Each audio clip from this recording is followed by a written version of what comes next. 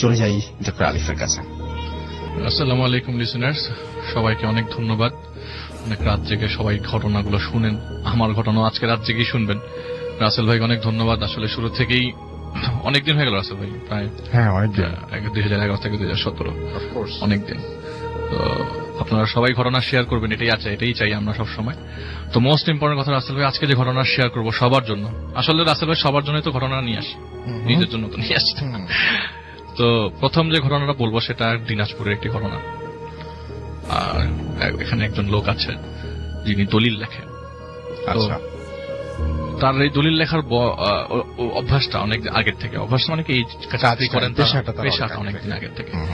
যে ওনার বাবা ছিলেন, উনিও দলিল লিখতেন টাইপরাইটার দিয়ে, উনিও একই কাজ করেন আর কি। তো আজ থেকে প্রায় অনেকদিন আগের কথা, ওনার কথা মতে 82 বা 83 মাঝামাঝির দিকের এই ঘটনাটি ঘটে তার সাথে। এরকম ঘটনা আসলে মনে হয় না রাসেল ভাই আমার কারোর সাথে ঘটে গেছে বা কিছু এরকম, আমি কখনো এরকম ঘটনা ঘটবে বা কারোর সাথে আমি এরকম ঘটনা শুনতে পারবো এটা কখনো চিন্তা করিনি। তো যাই হোক, উনি ওনার বাসা থেকে প্রায় 6-7 কিলো দূরে ওনার যে দোকানটা কেনে আর কি, একটি দোকান কেনে। সেই দোকানে প্রথমে সে একজনের আন্ডারেই ছিল, এক জায়গায় বসে টাইপরাইটার দিয়ে দলিল লিখত, কিন্তু একটা পর্যায়ে এই দলিল লিখতে তিনি নিজের দোকান দেন। তো উনি দোকানটা কিনে এক প্রকার রাসেল ভাই মনে হচ্ছে যে দশ খেয়ে গেছে বা একটু বিভ্রান্তিমূলক অবস্থায় পড়ে গেছে, যে আমি দোকানটা কিনলাম 3.5 লক্ষ টাকা খরচ করে, অথচ আশেপাশের দোকানদাররা বলছে যে ওই জায়গাটার দোকানের দাম ম্যাক্সিমাম 50 থেকে 60 হাজার টাকা। তো সে খুব বোকা বনে গেল যে আমি এত বেশি দিয়ে কেন কিনলাম। তো এই জিনিসগুলো আসলে রাসেল ভাই আমার ঘটনার সাথে কোনোটাই সম্পৃক্ত রাখেন আর কি। তো উনি যেদিন ঘটনাটি ঘটে সেদিন, আর বলে রাখি রাসেল ভাই, উনি যে দোকানটা খোলে বা বন্ধ করে, সচরাচর ওনার দোকানটা বন্ধ হয় রাত 9টার মধ্যে। আর ওনার সাথে একজন লোক থাকে অ্যাসিস্ট্যান্ট হিসেবে, দোকান খোলা বা শুরু থেকে থাকে হেল্প করার জন্য। সেই ছেলেটা আবার অনেক দূরে থাকবার কারণে বাস ধরতে হয়। তো এত আগের ঘটনা, ওখানে বাসও এত পাওয়া যেত না। তো আগে বাসটা ধরবার জন্য সে সন্ধ্যা 7টার মধ্যে চলে যেত। তো নর্মালি রাত 9টার মধ্যে দোকানটা ক্লোজ হয়ে যেত। কিন্তু উনি কেন জানি যেদিন ঘটনার কথা বলবো আছে, যে ঘটনার দিনে দোকানটা বন্ধ করতে যাচ্ছিল না। এটা হচ্ছে আসল কথা, দোকানটা বন্ধ করতে চাচ্ছিল না। কেন বন্ধ করতে চাচ্ছিল না এটার ভাষা উনি জানেন না, এটার কারণ উনি জানেন না, যে এটার ভাষা আমার কাছে নাই। উনি বলেন যে আমি দোকানটা আমার বন্ধই করতে ইচ্ছা, রাত 9টা বেজে গেছে। নর্মালি 9টা 9:30 মধ্যে দোকান বন্ধ করি, কিন্তু ওদিন রাত 11টা বেজে গেছে। রাত 11টা 1982 সাল, অনেক রাত। তো রাত 11টার পরে উনি দোকানেই বসেছিলেন। হঠাৎ করে দুজন লোক তার কাছে এসে জিজ্ঞেস করে, আপনি কি দলিল লেখেন? তো এইটা বলার পরপরই উনি অ্যান্সার দেওয়ার আগেই যিনি ফিল করতে থাকেন যে ওনার বুকে প্রচন্ড ব্যথা হতে থাকে এবং তার মনে হয় যে তার শরীর থেকে সব অঙ্গ প্রত্যঙ্গ খুলে খুলে পড়ছে, এত ব্যথার একটা পর্যায়ে সহ্য করতে না পেরে রাসেল ভাই উনি অজ্ঞান হয়ে যায়। খুবই ইন্টারেস্টিং জায়গা, কিন্তু ভালো করে শুনবে সবাই। তো অজ্ঞান হয়ে যাওয়ার পর ঘুম ভাঙে। আচ্ছা, ঘুম ভাঙার পরে আমি সবাইকে একটু দয়া করে ফিল করতে বলবো, আপনারা যদি একটা বদ্ধ ঘরে আবদ্ধ অবস্থায় শুয়ে থাকেন, কিচ্ছু না, খালি অন্ধকার, চোখটা খুলে খালি অন্ধকারই দেখবেন আপনি। উনি এক্স্যাক্টলি সেটাই দেখছিলেন। কোনা দিয়ে একটা ফুটা দিয়ে একটা সামান্য আলো আসছে না। তো উনি বারবার চিন্তা করতে থাকেন, আমি কি আসলে, আমার কি হার্ট অ্যাটাক হলো বা কিছু একটা, আমি কি হাসপাতালে নিয়ে আসছে, নাকি আমি আসলে কিছু দেখতে পাচ্ছি না বা আমি চোখে দেখছি না, নাকি এখনই ডাক্তার আসবে। এরকম প্রায় অনেকক্ষণ চিন্তা করবার পরে ওনার রাসেল ভাই শরীরে টায়ার্ডনেস বা কি, উনি ওনার শরীর নাড়াতে পারছিল না। মোস্ট ইম্পর্টেন্ট কথা, শরীর নাড়াতে পারছিল না। তো উনি ঘুমিয়ে যায়। এত অন্ধকারে আপনি সাধারণত শুলেই দেখবেন যে একটু অন্ধকারের মধ্যে কিছুক্ষণ চোখ খোলা রাখলে একটা পর্যায়ে ঘুম চলে আসবে। এটা আপনি যদি টেস্ট করতে চান রাসেল ভাই, টেস্ট না, আমি নিজে দেখেছি আর কি। তো উনি ঘুমিয়ে যায়, এরপরে আবারও ঘুম ভাঙে, কিন্তু কোনো চেঞ্জ না রাসেল ভাই। ঘুম ভাঙার পর দেখছে সেই অন্ধকার মতো অন্ধকারই আছে। আর মোস্ট ইম্পর্টেন্ট কথা রাসেল ভাই, উনি যখনই চোখ খুলছে তখনই তার মনে হচ্ছে যে রুমটা অনেক ঠান্ডা, অনেক হিম শীতল একটা রুম, খুবই ঠান্ডা একটা রুম। এই রুমের ভিতরে সেই জিনিসটা যেটা ফিল করতে পারছিল, তার শরীরের নিচে মনে হচ্ছিল কিছু একটা আছে, নরম কিছু একটা বস্তু, চোখা খাড়া তার শরীরের পিঠ দিয়ে সেটা সে ফিল করতে পারছিল, কিন্তু সে নাড়াতে পারছিল না তার হাতের কোনো বডি। হাতের কোনো মানে অংশ, পায়ের কোনো অংশ নাড়াতে পারে না, বডির কোনো পার্টসই নাড়াতে পারছিল না, রাদার দেন সেন্স, তার সেন্সটাই কাজ করছিল। ইভেন যে সে যে কথা বলবে, কথা বলার কোনো সুযোগ নেই, সে শুয়েছিল। আর মোস্ট ইম্পর্টেন্ট কথা, সে নাক দিয়ে স্মেল পাচ্ছিল, স্মেলটা বাঁশের গন্ধের। আচ্ছা, তো অনেকক্ষণ সে এরকম চোখ খুলে থাকার পরও তো একটা সময় সে চিন্তা করে থাকে আমি মনে হয় অন্ধ হয়ে গেছি, অথবা আমাকে কেউ অপহরণ করেছে, আমাকে কেউ অপহরণ করে নিয়ে আসছে। নাহলে এরকম ভাবে একটা বদ্ধ ঘরে, এমন অন্ধকার ঘরে আমি কখনো এরকম অন্ধকার দেখিনি। রাতের বেলা এত অন্ধকার হয় না। হঠাৎ করে একটা ভয়েস আসে রাসেল ভাই। ভয়েসটা জিজ্ঞেস করে যে আপনি কেমন আছেন। আচ্ছা, উনি কোনো অ্যান্সার দেওয়ার শক্তি নেই, মুখ দিয়ে ঠোঁটও নাড়াতে পারছে না ঠিক মতো, উনি কিছু বলতে পারছে না। আবার জিজ্ঞেস করে আপনি কেমন আছেন। আবার ভয়েসটা আসছে এমন যে ভাঙা রেডিওতে যেমন ভয়েসটা আপনি মাঝে মাঝে রেডিওর মধ্যে যদি কোনো ধরনের উল্টাপাল্টা কিছু হয় বা মানে ট্রান্সমিশন প্রবলেম হলে যেরকম হয়, ভেঙে ভেঙে আসতেছে গলাটা, একটু দেরিতে আসতেছে ভয়েসটা, এরকম কিছু একটা। তো বলতেছে যে আপনি কেমন আছেন। উনি কিছু বলার সাহস তো পরের কথা, উনি কথা বলতেই পারছিলেন না। হঠাৎ করে আবার বলে উঠল, দেখেন ওইখানে একটা জিন্দা লাশ কবর দেওয়া আছে। আচ্ছা, বলছেও না যে কোথায়, বলছে যে ওখানে একটা জিন্দা লাশ কবর দেওয়া আছে, 8-10টা আঙ্গুল আছে। আচ্ছা, আর আমাদের একজন লোক আছে, ওখান থেকে সরে যান, এটাই আপনার প্রথম এবং শেষ ওয়ার্নিং। ওকে, এরকম একটা ভয়েস আসলো। ভয়েস আসার পর উনি দেখলো যে ভয়েসটা যখন চলে যায়, কিছুক্ষণ পরে একটা সাউন্ড আসতে থাকে। প্রথমে সাউন্ডটা খুবই তীক্ষ্ণ, এরপর আরো তীক্ষ্ণ হতে থাকে, কিন্তু বোঝা যাচ্ছে এটা একটা কোরআন শরীফের তিলাওয়াতের শব্দ। আচ্ছা, তিলাওয়াতটা চলতে থাকে রাসেল ভাই, অনেকক্ষণ চলতে থাকে আর নন স্টপ চলতে থাকে। তিলাওয়াত শুনতে শুনতে সে একটা সময় ঘুমিয়ে পড়ে। ঘুমানোর পর রাসেল ভাই ঘুম ভাঙে এমন অবস্থায় চোখের মধ্যে বৃষ্টি, মানে পানি পড়ছে, পানি পড়ে চোখের মধ্যে, মানে সে ফিল করলো যে আমার চোখে কিছু পানি টানি পড়লো। এই তার ঘুম প্রপারলি ভাঙলো, সে চোখ খুলে দেখতে পাচ্ছে যে আকাশ উপরে, এবং যে জায়গাটা সে শুয়েছিল সেই জায়গাটা তার বুকের উপর অনেকগুলো মাটি। আচ্ছা, আর হাতের পাশে অনেকগুলো বাঁশ। ওকে, মাটিটা তার একদম শরীরের উপরে পড়েছে, এরকম অবস্থা। সে ব্যথাও পাচ্ছে। তো ইম্পর্টেন্ট কথা, সে চোখ দিয়ে দেখতে পাচ্ছে উপরে একজন লোক দাঁড়িয়ে আছে কোমরে হাত দিয়ে। তো লোকটা বারবার জিজ্ঞেস করছে আপনি এখানে কি করেন। কোমরে হাত দিয়ে হাঁটুর মানে কোমরে ঝুঁকে দাঁড়িয়ে, মাথাটা নিচু করে। সে চোখ খুলে দেখছে তার মুখের উপরে একজন মানুষ দাঁড়িয়ে আছে উপরে। তো আপনারা সবাই তো বুঝতে পারছেন আমি একটা কবরের কথাই বলছি। তো সে যখন তার শরীরের নিচে উঠে গেল, তো দেখলো যে তার শরীরের নিচে আরেকটি দেহ। এটা একটা কবর এবং এটা একটা লাশ। আচ্ছা, মজার বিষয়, লাশ এত নরম কেন, তাই না? সবাই একটু কোয়েশ্চেন জিজ্ঞেস করতে হবে, লাশ এত নরম কেন? তো কবরের ভিতরেই ছিল। তো সেই লোকটা তাকে হেল্প করে উপর ওঠার জন্য, এবং উঠেই দেখে অনেক মানুষ, তারা সবাই কেন এসছে এখানে। তো সে জিজ্ঞেস করতে থাকে আমি এখানে কিভাবে আসলাম, আমি তো জানি না এখানে কিভাবে আসলাম। তো ওনারা ওই যে লোকটা কোমরে হাত দিয়ে দাঁড়িয়ে ছিল, সে জিজ্ঞেস করতে থাকে আপনি লাশ চুরি করতে আসেন, ওরা ধরো আগে। তো উনি অনেকবার চেষ্টা করলো বোঝানোর জন্য, না ভাই আমি লাশ চুরি করতে আসি নাই, আমি রাত্রেবেলা এখানে, আমার ঘুমই এখানে ভাঙছে, আমি জানি না আমি এখানে কিভাবে আসছি। তো উনি সব বলে যে আমি রাত্রেবেলা এখানেই শুয়েছিলাম। তো উনি যখন ঘুরে দেখে যে উনি একটা ডেড বডির উপরেই শুয়েছিল, তো ওই লোকটা তখন বলে যে এটা আমার বাবার কবর, 5 থেকে 6 দিন আগে এই কবরটা দেওয়া হয়েছিল রাসেল ভাই। আর মোস্ট ইম্পর্টেন্ট কথা, বৃষ্টি হচ্ছিল, সেই জন্য একটু স্যাঁতস্যাঁতে লাগছিল, বলছিলাম তার ঠান্ডা লাগছে। বৃষ্টি হচ্ছিল, তার ঘুম ভাঙে, তার শরীরের উপর মাটি পড়ার কারণে। লোকগুলা আসে হচ্ছে এই কবরটার মধ্যে মাটি ডেবে যাওয়ার কারণে, আবার মাটি দিয়ে কবরটা ঠিক করবার জন্য।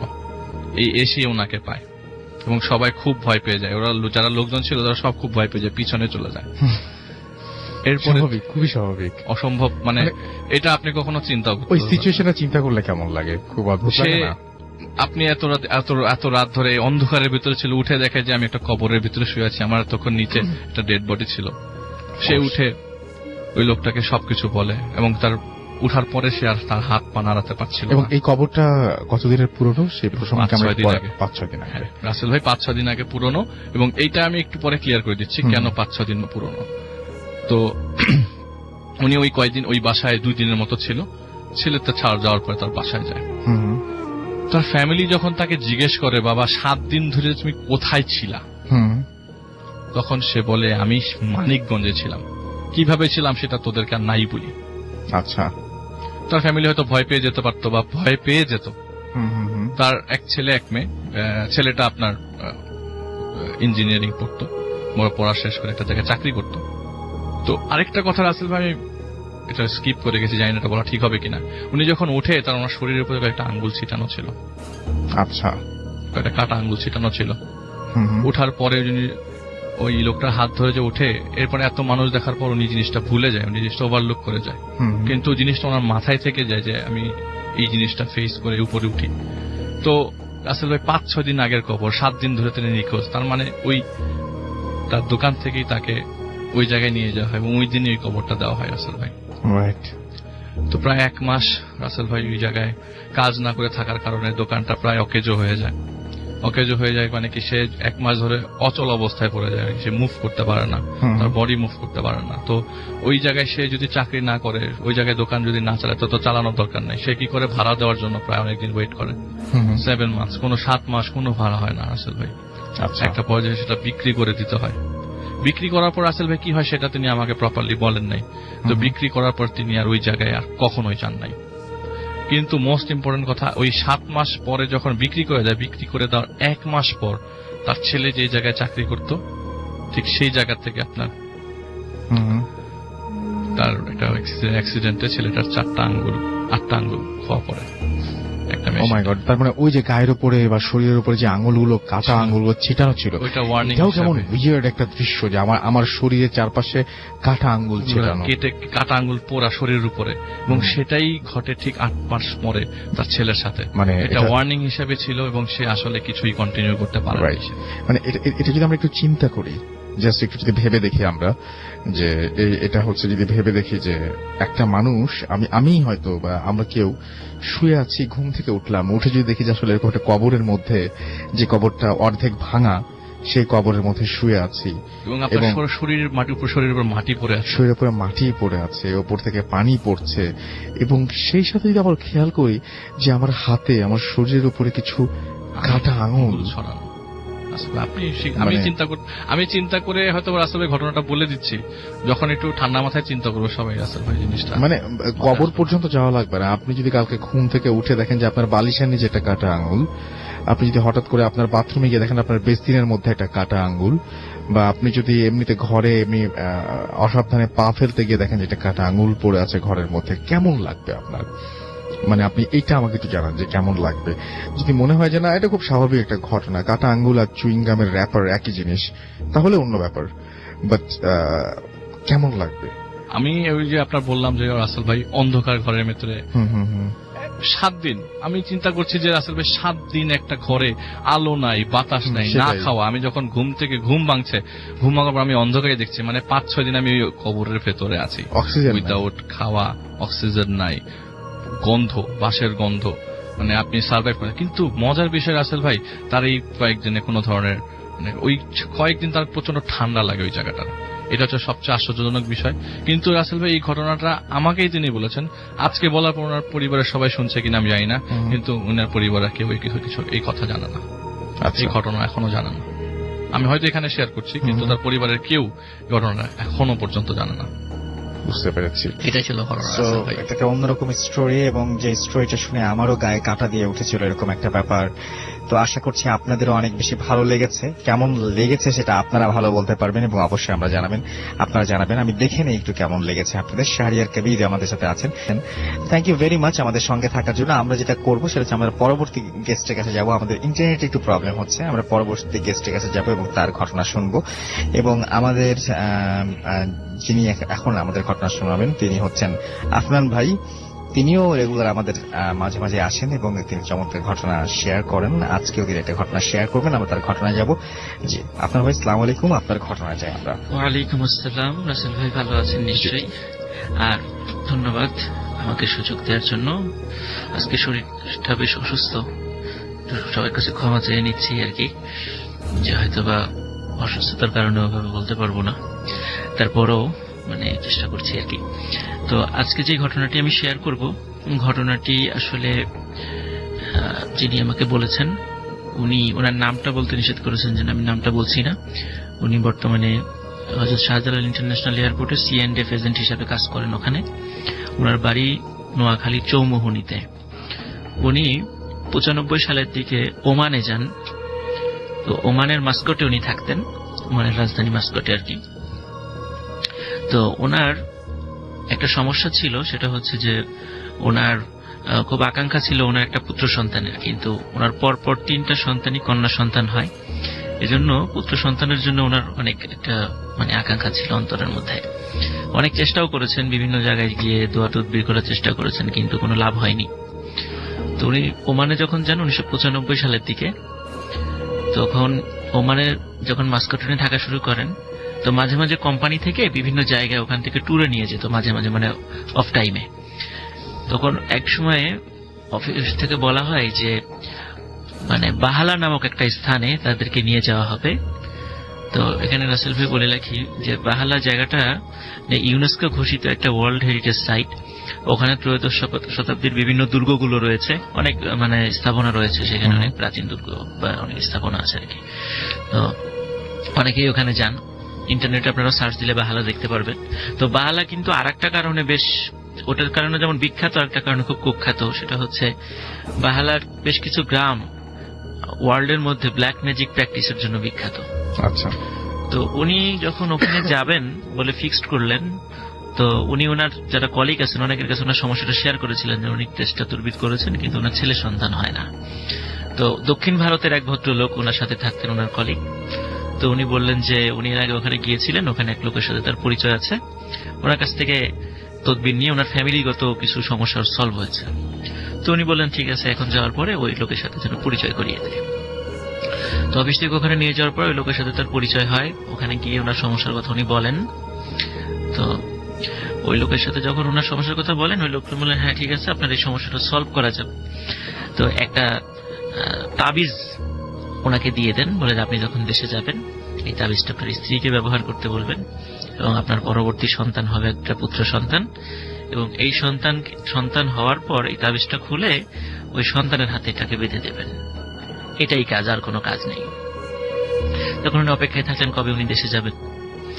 তো এর মধ্যে হঠাৎ করে উনি যে কোম্পানিতে চাকরি করতেন সেখানে সরকারি বেশ কিছু সমস্যার সৃষ্টি হয়। সরকার সাময়িকভাবে কোম্পানির কার্যক্রম স্থগিত করে দেন।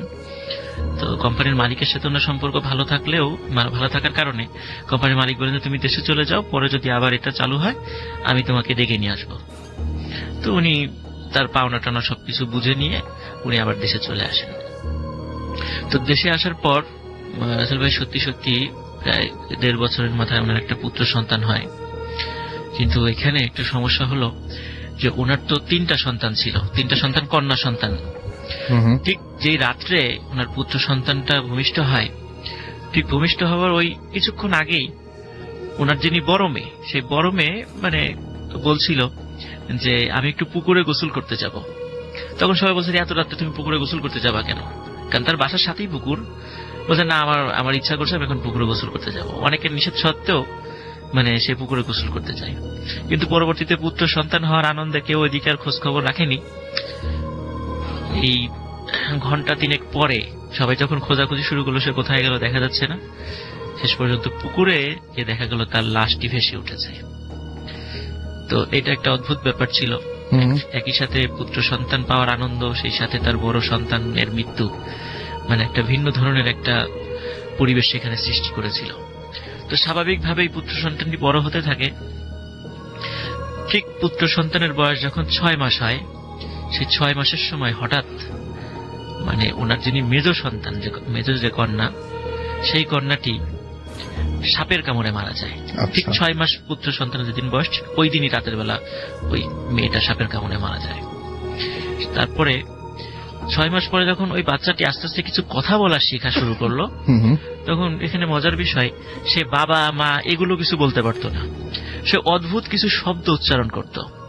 এই শব্দগুলো মিনিংলেস, আপাতত দৃষ্টিতে সেগুলো মিনিংলেস হবে, কিন্তু ওই ভদ্রলোক যার সন্তান, উনি চিন্তা করেছিলেন যে এই শব্দগুলো উনি কোনো কোনো অঞ্চলে হয়তো বা শুনেছেন, এরকম ওনার কাছে মনে হচ্ছিল, কিন্তু এছাড়া উনি আর কোনো কিছুই মনে করতে পারছিলেন না। তো ওনার সন্তান যখন প্রায় 10 মাসের মতো বয়স হয়ে যায়, উনি ঠিক যেভাবে আমাকে বলেছেন, যখন ঠিক 10 মাসের মতো, তখন থেকে আসলে কিছু অদ্ভুত ব্যাপার ঘটতে শুরু করে। তো উনি যেই ঘরে থাকতেন, ওনার স্ত্রী এবং এই সন্তানকে নিয়ে যে ঘরে থাকতেন, উনি রাতের বেলা খেয়াল করা শুরু করলেন যে জানালা যেহেতু খোলা থাকে, উনি খেয়াল করা শুরু করলেন যে জানালার সামনে বা পাশে একটা ছায়ার মতো আসা যাওয়া করে।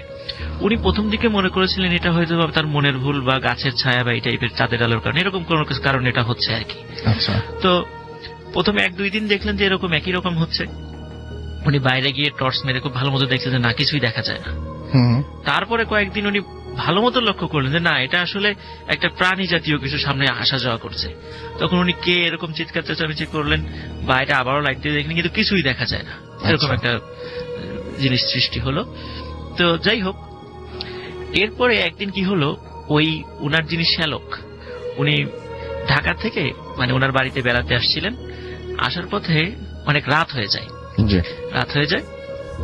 তো ওই সময় মোবাইল ব্যবস্থা তো অত ভালো ছিল না আর কি, মানে এতটা প্রসারিত ছিল না, ওনার শ্যালকের কাছে মোবাইলও ছিল না। তো এজন্য ঠিক কখন আসতেছেন উনি ওটা জানাতে পারেন নাই আর কি। আসতেছেন যে উনি এটা জানিয়েছেন, কিন্তু ঠিক কখন আসছেন এটা ওই পরিবারকে জানাতে পারেন নাই। তো ওনারাও অনেকক্ষণ ওনার জন্য অপেক্ষা করতে করতে ঘুমিয়ে পড়েছিলেন আর কি।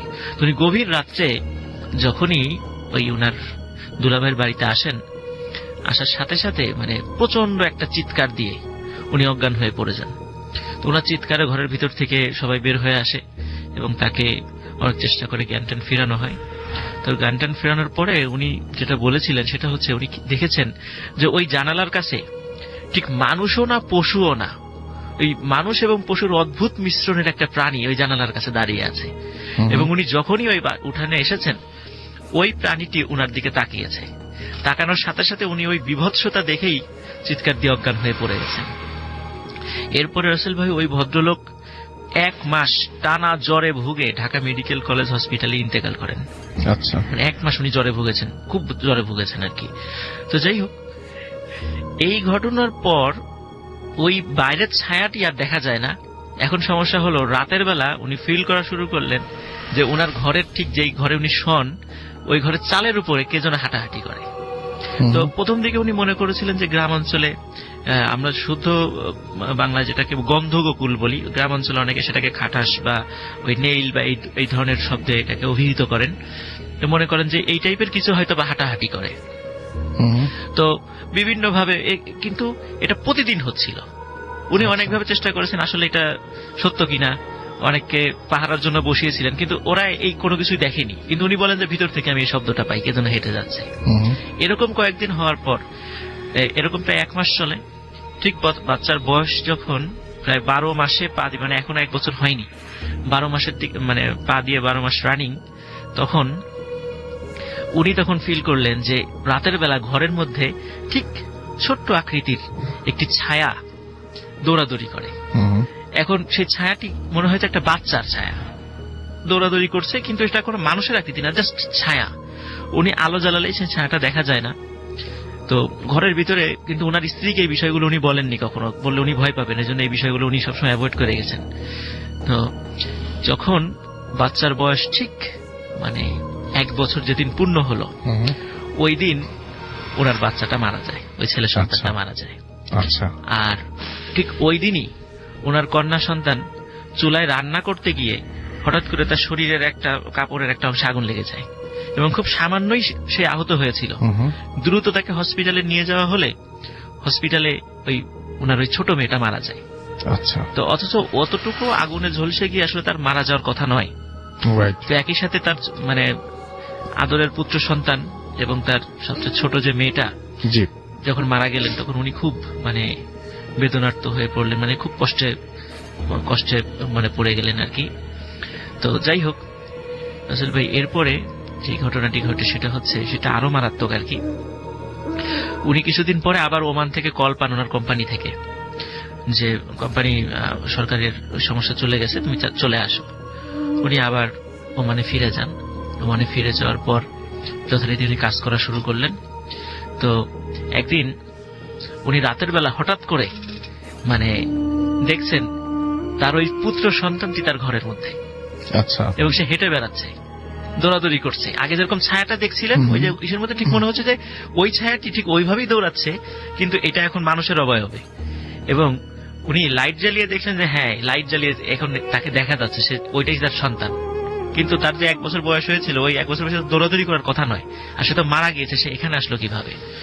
তখন সে সন্তানের কাছে, সেই সন্তানটি খেয়াল করলেন যে সন্তানটি খুব বড় বড় চোখ করে বাবার দিকে এগিয়ে আসছে। তো উনি এটা দেখে খুব ভয় পেলেন এবং ওই চোখ করে এগিয়ে এসেই হঠাৎ করে তার ডান হাতে প্রচন্ড জোরে এক কামড় বসিয়ে দেয় এবং কামড় দিয়ে ওনার শরীরের মাংসের একটা অংশের মাংসই ছিঁড়ে নিয়ে চলে যায়।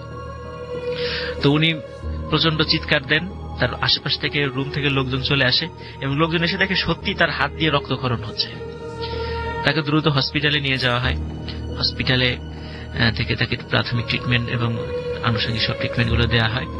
এরপরে রাসেল ভাই উনি সেই মাস্কট থেকে 200 কিলোমিটার দূরে সেই বাহালা নামক স্থানে উনি যান। সেখানে যাওয়ার পরে ওই যেই লোকটা ব্ল্যাক ম্যাজিক করেছিল, যার কাছ থেকে উনি ওই ব্ল্যাক ম্যাজিকের যে তাবিজটা নিয়ে এসেছিল, তার সাথে দেখা করেন। তার সাথে দেখা করার পরে উনি এই বিষয়টা খুলে বলেন যে এটা এরকম এরকম হয়েছে।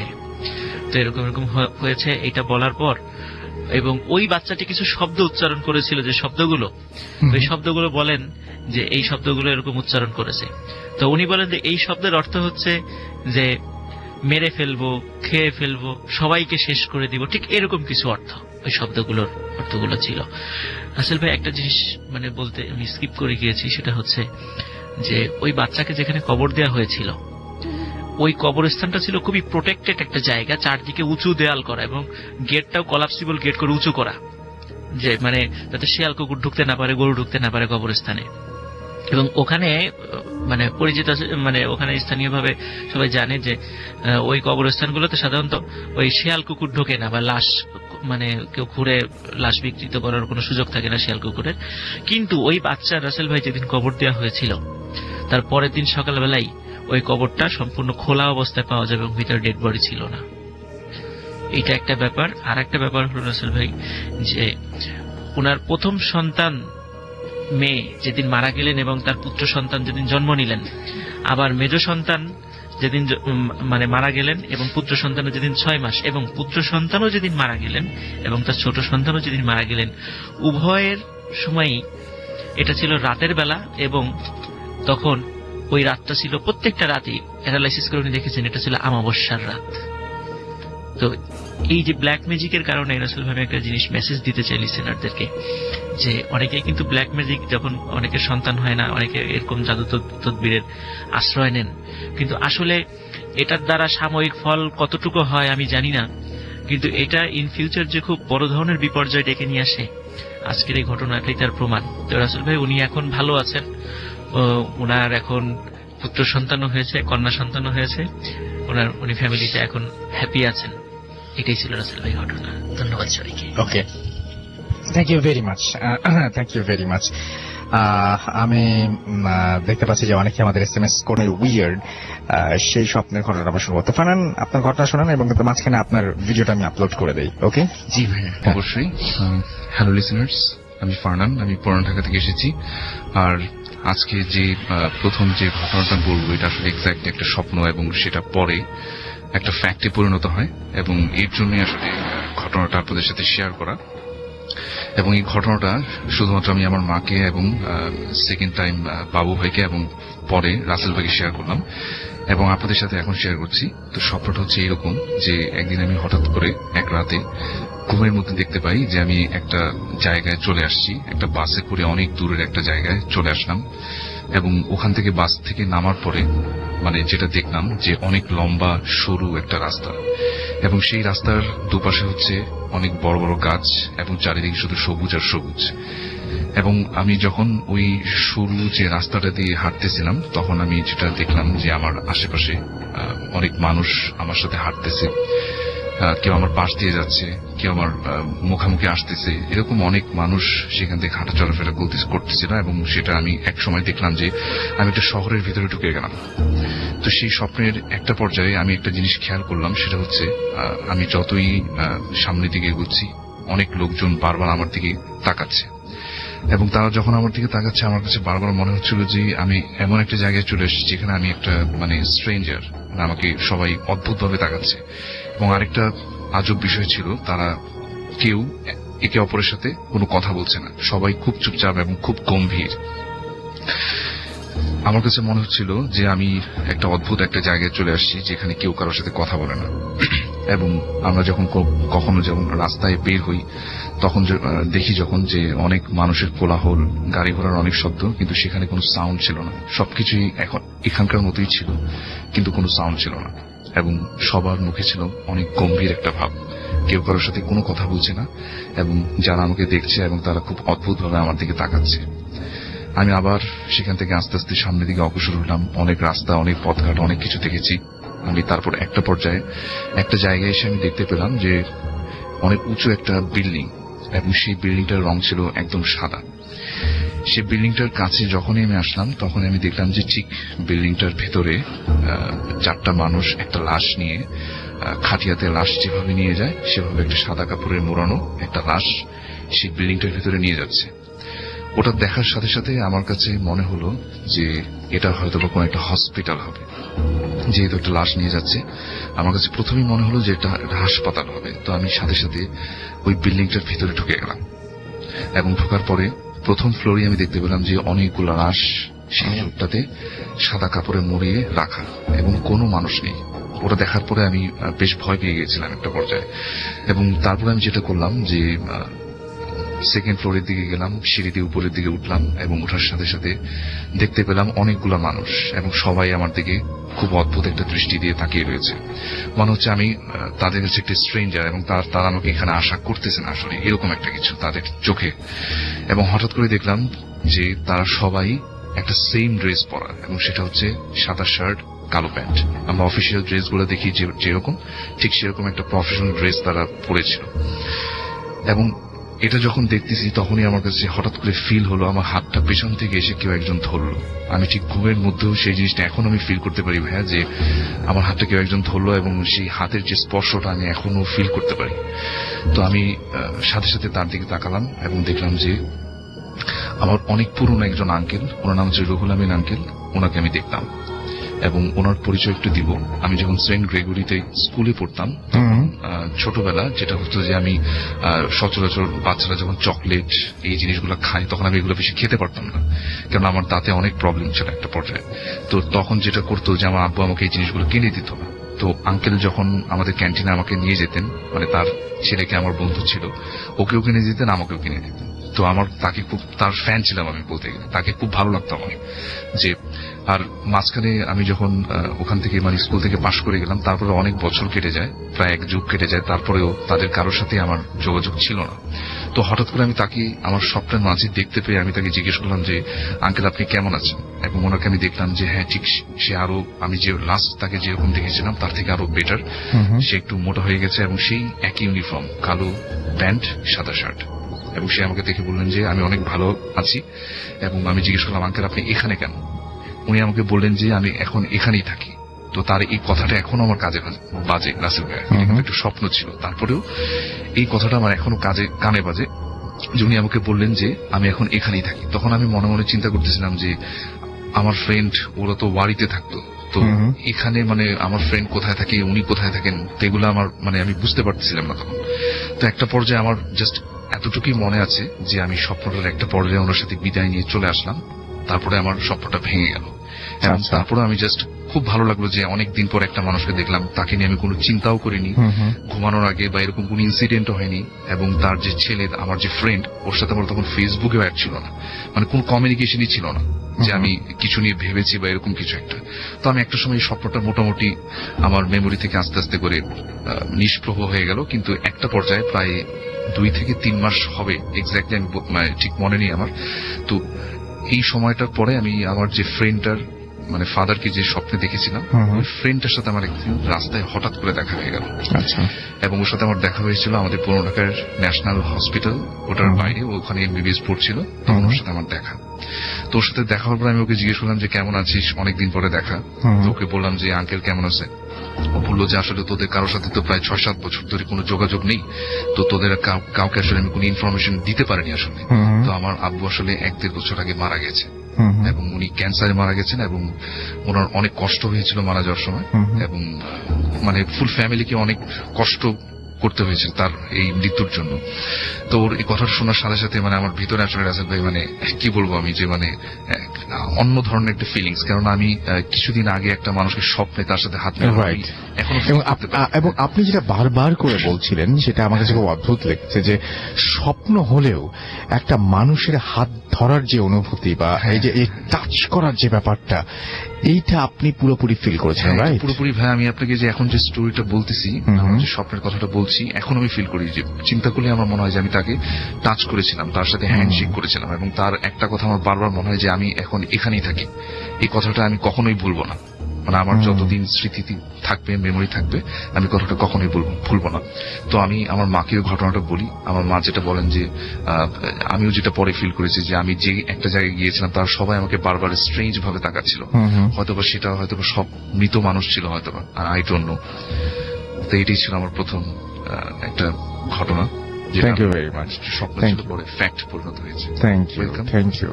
তো আমি দেখতে পাচ্ছি যে আমাদের এখানে অনেকেই ফেসবুকেও লিখছেন, কিন্তু আমরা চলে যাচ্ছি ঘটনায়। আমাদের সঙ্গে আবারও জয়েন করছেন ডক্টর আলিফ। আমরা যাবো ডক্টর আলিফের কাছে। আলিফ, এই মুহূর্তে কেমন লাগছে ফেসবুকে যেরকম দেখছেন? রাসেল ভাই অসাধারণ, মানে রাসেল ভাই আপনি এর আগে তো আমরা দেখা যায় গ্রুপ ছবি অথবা এই একটা ভিডিওর মধ্যে সবার একটা ইন্ডিভিজুয়াল ছবি, সবাই ইন্ডিভিজুয়াল সবাইকে আলাদা আলাদা একসাথে এক ভিডিওতে দেখছে। এটা যেমন ইন্ডিভিজুয়াল একটা ভিডিও, সবাই কমেন্ট করছে, এবং সবচেয়ে ইম্পর্টেন্ট বিষয় যে সবাই মনোযোগ দিয়ে যে শুনেছে ঘটনাগুলো, আপনি সঙ্গে সঙ্গে তার ফিডব্যাক পাচ্ছেন, এবং আপনি তো এটা মোটামুটি একদম মজা লাগছে যে সেটাই আপনাকে সবাই মোটামুটি ডিরেক্ট ফিডব্যাকটা পাচ্ছে সাথে সাথে। হ্যাঁ, খুবই খুশি হয়েছি। তো মানুষের এই ভালোবাসা পেতে অনেক অন্যরকম লাগে। এই ফিলিংটা আসলে এই প্রথম, আমি আজকে প্রথম পাচ্ছি। এর আগে তো বহুবার এসেছি, সবাই এক নামে হয়তো চেনে, তবে ডিরেক্ট ভিডিওতে দেখে ভিডিও কমেন্ট করছে, সেটা একটু ডিফারেন্ট। তো যাই হোক, থ্যাংক ইউ ভেরি মাচ আমাদের সঙ্গে থাকার জন্য, এবং অনেকদিন ধরে আপনি আমাদের সঙ্গে আছেন। এখন চলে যাবো আপনার ঘটনায়। জি রাসেল ভাই, শিওর। যে ঘটনাটি শেয়ার করবো তার নাম হচ্ছে আব্দুর রউফ। উনি একজন রিটায়ার্ড, এখন এই বর্তমানে একজন রিটায়ার্ড গভর্নমেন্ট কর্মকর্তা আর কি। তো যখন তিনি চাকরিরত অবস্থায় ছিলেন, ঢাকার বাইরে ছিলেন, কোন জায়গায় ছিলেন রাসেল ভাই সেটি আমি পরিষ্কারভাবে আমাকে বলেন নাই। তো যে ঢাকার বাইরে যখন ছিলেন তখন তিনি ঢাকায় একটি জায়গা রাখেন মিরপুরে। আমি ওপেনলি বলে দিলাম মিরপুরে কোন জায়গায় আছে, কোন জায়গায় রেখেছে সেটা না বলি। মিরপুরে যে জায়গাটি রাখে সেখানে তার টার্গেট ছিল যে রিটায়ারমেন্টের পরে সে ওই জায়গায় এসে পুরো ফুল ফ্যামিলি নিয়ে থাকবেন। তো ঢাকার বাইরে থাকা অবস্থায় তিনি এই জায়গায় বাড়ি তোলেন, একটি বাড়িটা একতলা বাড়ি তোলেন। তো ওনার সারা জীবনের ইচ্ছা যে ওনার বাসাটা এরকম একতলা হবে, সামনে খোলামেলা থাকবে, উনি গাছপালা লাগিয়ে রাখবেন, ঠিক ওরকম ভাবেই প্রিপেয়ার করে তিনি ঢাকায় আসেন আর কি। তো তার এক ছেলে এক মেয়ে। ছেলেটি ঢাকার যে স্বনামধন্য ইউনিভার্সিটির স্টুডেন্ট ছিলেন, আর মেয়েটি ছিল একটি স্কুলের স্টুডেন্ট। তো বাসায় আরেকজন বুয়া ছিল। তো বাসায় সচরাচর দেখা যেত যে উনি রিটায়ারমেন্টের পর যখন ঢাকায় চলে আসেন, তো তিনিও বাসায় থাকতেন না। তো রিটায়ারমেন্টের পর তিনি অন্য কোনো কাজের জন্য বাসার বাইরে মোস্ট অফ দ্য টাইম থাকতেন আর কি। তো রাসেল ভাই যেটা হচ্ছে যে ওনার যে ছেলে, উনি থাকতো হলে। তো বাসায় যখন মেয়েটি স্কুলে থাকতো, তো বাসায় নর্মালি মেয়েটা যখন স্কুলে যেত, বাসায় নর্মালি রাসেল ভাই ওনার ওয়াইফ, ওনার কাজের পর থাকতো আর কি। তো ওনার বাসার সামনে মোটামুটি বসার জায়গাটা খুব সুন্দর করে সাজানো। তো যেদিন ঘটনা, সেদিনের ঘটনা বলি, যেদিন ঘটনা ঘটে একটু abnormal ঘটনা রাসেল ভাই, ওনার ছেলে সবসময় বাসায় থাকতো না, তো বাসায় আসতো মাঝে মধ্যে। তো যেদিন ঘটনাটি ঘটে সেদিন প্রচন্ড বৃষ্টি হচ্ছিল, বলতে পারেন ওই দিন বছরের প্রথম বৃষ্টি, কালবৈশাখী ঝড় ছিল আর কি। আর ওই অনেকদিন আগের কথা, 91 সালের কথা রাসেল ভাই। তখন প্রচন্ড বৃষ্টি, মানে তো বুঝতে পারেন, এখন যেমন একটুখানি বৃষ্টি হয়ে শেষ হয় তখন বৃষ্টি শরীর আর থামতো না। তো এত বৃষ্টি হচ্ছিল তখন, তো হঠাৎ করে তাদের মেইন গেটের দরজায় 4-5 জন লোক এসে মানে বাড়ি দিতে থাকে। 4-5 জন লোক কিভাবে আসেন আসলে, ওই সময় রাত 12টা বাজে। তো উনি বুয়ার সেই শব্দটি পান নাই, তিনি একাই পান। তো একা পেয়েই উঠে দরজার কাছে যে দেখেন যে দূর থেকে আপনার ওই গেটের নিচে 4-5 জন যে দাঁড়িয়ে আছে বোঝা যাচ্ছে। তো উনি এই বৃষ্টির মধ্যে যেতে যাচ্ছিলেন না, তো সে বুয়াকে পাঠায়, জাগিয়ে পাঠায় যে তুমি গেটটা খুলো। তো রাসেল ভাই উনি গেটটা খুলে আপনার মানে খুলতে যাবে, চাবিটা নেয় নাই, আবার ব্যাক করে গেটটা খুলে দেখে যে উনি এবং এই বুয়া দুইজনই এই মুহূর্তে জেগেছিল, বাসায় আর কেউ জেগেছিল না। তো দেখে যে তার ছেলে এসছে রাতের বেলা। তো ওই ছেলেটা এসে মানে আচরণটা এরকম, এসে রুমে চলে যায়। নর্মালি রাসেল ভাই উনি ওনার ছেলে, ওনার কথা মতে যে ওনার ছেলে যখন বাসায় আসতো মানে ইউনিভার্সিটিতে কি হয়েছে, ক্লাস কিভাবে করছে, কিরকম চলছে, সবকিছু ঠিক মতো চলছে কিনা, এগুলি সবসময় বাবাকে ডিসক্রাইব করতো। তো ওই দিন কি হলো, এরকম আচরণটাও তার কাছে একটু খটকা লেগে যায়। বাসায় এসে সে রুমটা লাগিয়ে দেয়, রুমের ভিতরে ঢুকে যায়। তো বুয়া এদিকে আসে, বাসায় আসে, রুমে আসে, রুমের দিকে আসে। তো ওই যে করিডোরে তিনি দাঁড়িয়ে ছিলেন, তো বুয়া এসে বলে যে ঠিক আছে আপনি শুয়ে পড়েন, আমি ওকে খাইয়ে দিব। তো এই বলে তিনি আবার ব্যাক করেন যে ওনার ফ্রেন্ড গুলা, মানে ওই ছেলের ফ্রেন্ড গুলা বাসায় ঢোকে নেয় রাসেল ভাই 3-4 জন। একমাত্র বুয়াই দেখেছিল 3-4 জন ফ্রেন্ডকে। বাসার বাইরে যাওয়ার পরে দেখেন যে এখানে কোনো ফ্রেন্ড কেউ নাই আর কি। তো বৃষ্টিতে, প্রচন্ড বৃষ্টি হচ্ছিল এবং তারা ভিজছিল রাসেল ভাই, কোনো ছাতা বা কিছু তাদের কাছে ছিল না। তো বুয়ার কথা যে চলে গেল হঠাৎ করে রাত্রেবেলা আসার পরে, তো উনি গেট লাগিয়ে বাসায় আসে। তো যেহেতু উনি ওই আব্দুর রউফ সাহেবকে বলেছিলেন যে আপনি শুয়ে পড়েন, তো উনি যেহেতু ওনার রুমে চলে যায়, তো ওই দরজা খুলতেই রাসেল ভাই, মানে আমরা বাইরে থেকে আসলে যদি ভেজা অবস্থায় আসি, দেখবেন যে শরীর থেকে কাপড় চোপড় থেকে পানি এমনি পড়তে থাকে মেঝেতে, কিন্তু ছেলেটা যে আসছে মেঝেতে কোনো পানির ছিটাও নাই বুয়ার ভাষায়। তো বুয়া দরজা খুলে দেখে যে ওখানে কেউ নাই। এখন রাসেল ভাই যেটা হচ্ছে, আমি বলছি বুয়ার কথা, যে উনি দরজা খুলে দেখে ভেতরে কেউ নাই। তো বাথরুমের দরজা নক করতেই বাথরুমের দরজাটা খুলে যায়, তার মানে বাথরুমের ভিতরে ঢুকে দেখে কেউ নাই। পুরা বাসাটা সার্চ করে দেখে বুয়া ওই যে ছেলেটা এসেছিল একটু আগে, সে নেই, তাকে পাচ্ছে না। তো বুয়া কি করলো, মনে করেছে যে ছাদের উপর উঠলো নাকি আবার। এই বৃষ্টির মধ্যে সে ছাতা নিয়ে এসে ওই ঘরের বাইরে যে একটা সিঁড়ি দেওয়া আছে, সিঁড়িতে ছাদের উপর উঠে দেখে যে না, ছাদের উপরও কেউ নাই। সে আবার নিচে নেমে ভেতরে ঢুকে দরজা নক করে বলে যে সাহেব, আমাদের বাবা যে আসলো, বুয়ার বয়স 35 থেকে 40 হবে, বাবা যে আসলো উনি তো নাই ঘরের ভিতরে। ওনাকে খুঁজলাম পুরো বাড়ি, গেটের কাছে গেলাম, গেটের তালাটা পর্যন্ত লাগানো। যদি তালা বাইরে দিয়ে কেউ লাগাই দিত তাহলে বাইরে দিয়ে তালা থাকতো, ভেতর দিয়ে যেভাবে সে তালা লাগিয়ে আসছিল। আর খুব বেশি সময় যে হয়ে গেছে তাও কিন্তু না রাসেল ভাই। রান্নাঘর থেকে শুরু করে বাসার আনাচে কানাচে দেখলো যে কোথাও পাওয়া যাচ্ছে না। তাহলে কে আসলো বাসার ভেতর? উনি উঠলেন, এবং উনি উঠলেন, ওনার ওয়াইফ উঠলেন না। উনি উঠে উনিও সার্চ করলেন, আসলেই তো পাওয়া যাচ্ছে না। তো বুয়া কি করলো, বলেছে বাসার পিছনে তো দেখি নাই, বাসার পেছনে যাই। বাসার পিছনে বুয়া যাওয়ার পথেই হঠাৎ করে একটা সাউন্ড আসলো, বেশ জোরে চিৎকারের সাউন্ড। উনি এক দৌড়ে ভিজে ওই বাসার যে জায়গাটাতে উনি মাটি ফেলে সুন্দর করে বসার জায়গা করেছিল, ওটার পিছন দিক দিয়ে গাছগাছালি, তো পিছনে যাওয়ার পরে সে দেখে যে বুয়া পড়ে আছে। বুয়াকে ঘরে টেনে নিয়ে আসে এবং জোরে জোরে ডাকতে থাকে ওনার ওয়াইফকে। ওনার ওয়াইফও তাকে হেল্প করে বাসায় বুয়াকে নিয়ে যায়। নিয়ে যাওয়ার পরে যেটা হয় যে বুয়া জ্ঞান ফিরছিল না, পালস আছে, শ্বাস নিচ্ছে, সবকিছু নরমাল, সবকিছু নরমাল, কিন্তু বুয়া অ্যাপারেন্টলি সবকিছু নরমাল, কিন্তু বুয়ার কোনো জ্ঞান আসছে না। 2 ঘন্টা 3 ঘন্টা হয়ে গেছে, বুয়ার কোনো জ্ঞান আসছে না। ওই পর্যায়ে তারা ডিসিশন নেয় যে ঠিক আছে হাসপাতালে নিয়ে যাব। বুয়াকে যখন হাসপাতালে নিয়ে যাওয়া হয়, সেই বুয়া তাদেরকে যখন জ্ঞান ফিরে, জ্ঞানটা ফেরার পরে বুয়া কাউকে চিনে না রাসেল ভাই। আবারও তাকে ঘুমের ইনজেকশন দিয়ে ঘুম পাড়িয়ে দেওয়া হয়। যখন ঘুম থেকে ব্যাক করে, হঠাৎ করে তার সবার কথা মনে পড়ে। একে একে পুরা ঘটনা তিনি বলে যে ওই দিন রাত, গতকাল রাত, 2 দিন আগের রাতে যে ঘটনাটি ঘটে, সে রুমের ভিতরে সবাইকে খোঁজার, মানে ওই ভাইয়াকে খোঁজার পরে সে আর কাউকে, ওই ভাইয়াকে খুঁজেই পায় নাই। তো যখন সে ওই বসার জায়গাটা ক্রস করে পেছনে গাছের দিকে যায়, তিনি দেখেন যে আবছালোতে কি জানি ঝুলছে। আরো কাছে যায়, গিয়ে দেখে যে আব্দুর রউফ সাহেবের ছেলের ডেড বডি ঝুলছে গাছের ভেতর। এটা দেখে তিনি অজ্ঞান হয়ে যায়। এখন সবচেয়ে ভয়ের কথা হচ্ছে, যিনি যে ঘটনাগুলো খুলে বলছেন, কাদের সামনে বলছেন? সেখানে আব্দুর রউফ সাহেবের ছেলেও ছিল, আব্দুর রউফ সাহেবও ছিল, তার মেয়েও ছিল, তার ওয়াইফও ছিল। তার মানে তার ছেলে ওই দিন ঘরে আসেই নেই আসলে। এই জিনিসটা শুধু একমাত্র প্রত্যক্ষ করে হচ্ছে আব্দুর রউফ সাহেব নিজে। বুয়ার সাথে সাথে তিনি তো প্রত্যক্ষ করেনি, তো সে কি করেন, একজন বাবাকে নিয়ে আসেন, একজন বুজুর্গ মানুষকে নিয়ে আসে বাসাটার মধ্যে। পুরো বাসাটা সার্চ করে দেখে ওই লোকটা তাকে ডিটেলসে কিছু বলে না, বলে যে খালি আমি একটা কাঠি গেড়ে দিয়ে যাচ্ছি বাসার মাঠার মাঝখানে, আপনারা কি করবেন, এই জিনিসগুলো করবেন। কি কি বলেছে রাসেল ভাই সেটা আমি বলছি না, এগুলি করবেন। আর মোস্ট ইম্পর্টেন্ট কথা, আপনারা কিছু খারাপের জন্য প্রিপেয়ার থাকেন, যেটা হয়তো আপনাদের ঘটতে পারে, সারা জীবনের জন্য দাগ হয়ে থাকবে। এটা বলে গেল উনি। ঠিক 1 সপ্তাহ পর রাসেল ভাই, এই 1 সপ্তাহের মধ্যে যেসব উল্টো পাল্টা কাজ হচ্ছিল, যেমন মনে করেন রাত্রেবেলা ঘুমাতে যাবে, রাত্রে ঘুমানোর অবস্থায় হঠাৎ করে ঘুম ভাঙলো। কিসে ঘুম ভাঙলো? ছাদের উপরে মনে হয় একটা গাছ ভেঙে পড়েছে, এরকম সাউন্ড। উনি যাচ্ছে না উপরে, কিন্তু ছাদের উপরে একটা গাছ ভেঙে পড়ছে, অথবা রান্নাঘর থেকে ধোয়ার কিছু গন্ধ স্মেল আসছে, রান্নার স্মেল আসছে, হয়তো কেউ রান্না করছে রাত্রে 12টা 1টা 2টার দিকে, কে রান্না করবে আসলে ভাই? তো ঘুম ভাঙছে, এমন সময় স্মেল আসছে রান্নাঘর থেকে রান্না করা। উনি জিনিসগুলাকে নর্মাল হিসাবে নিলেন না। এক সপ্তাহ পর কাউকে নর্মাল কোনো ঘটনাই না রাসেল ভাই, এগুলি নর্মাল কোনো ঘটনাই না। এক সপ্তাহ পর উনি যখন রাত্রেবেলা ঘুম ভাঙে, ওনার খুব আহামরি কিছু না, নর্মাল অবস্থায় ঘুম ভাঙে, বাথরুমে যাবে, ওয়াশরুমে যাওয়ার পথে হঠাৎ করে ভূমিকম্পের মতো একটা জিনিস ফিল করে, সে বাসাটা নড়ছে। তিনি তার ওয়াইফকে সবাইকে জাগায়, এই ভূমিকম্পের মতো নড়ছিল। তো বাসার সবাই ছিল, কিন্তু তার ছেলেও ছিল। তো বুয়া রুমে দেখে যে সবাই উঠে গেছে, বুয়াকেও সে জাগাতে গেছে, গিয়ে যেটা দেখে যে বুয়া শুয়ে আছে, সারের মেঝেতে রক্ত, আর বুয়ার 2টা কবজি আলাদা হয়ে আসে পরের বাসা।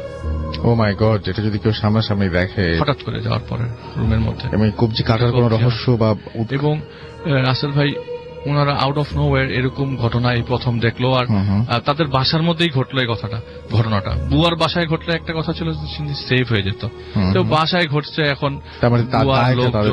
আশেপাশের মানুষ পরের দিন আসার পরে যখন ডেড বডি রিসিভ করলো, পোস্টমর্টেম হলো। পোস্টমর্টেম এখন ডেড বডি মানে মেরেছে তো মেরেছেই, আবার সেই সাথে 2টো কবজি আলাদা হয়ে গেছে।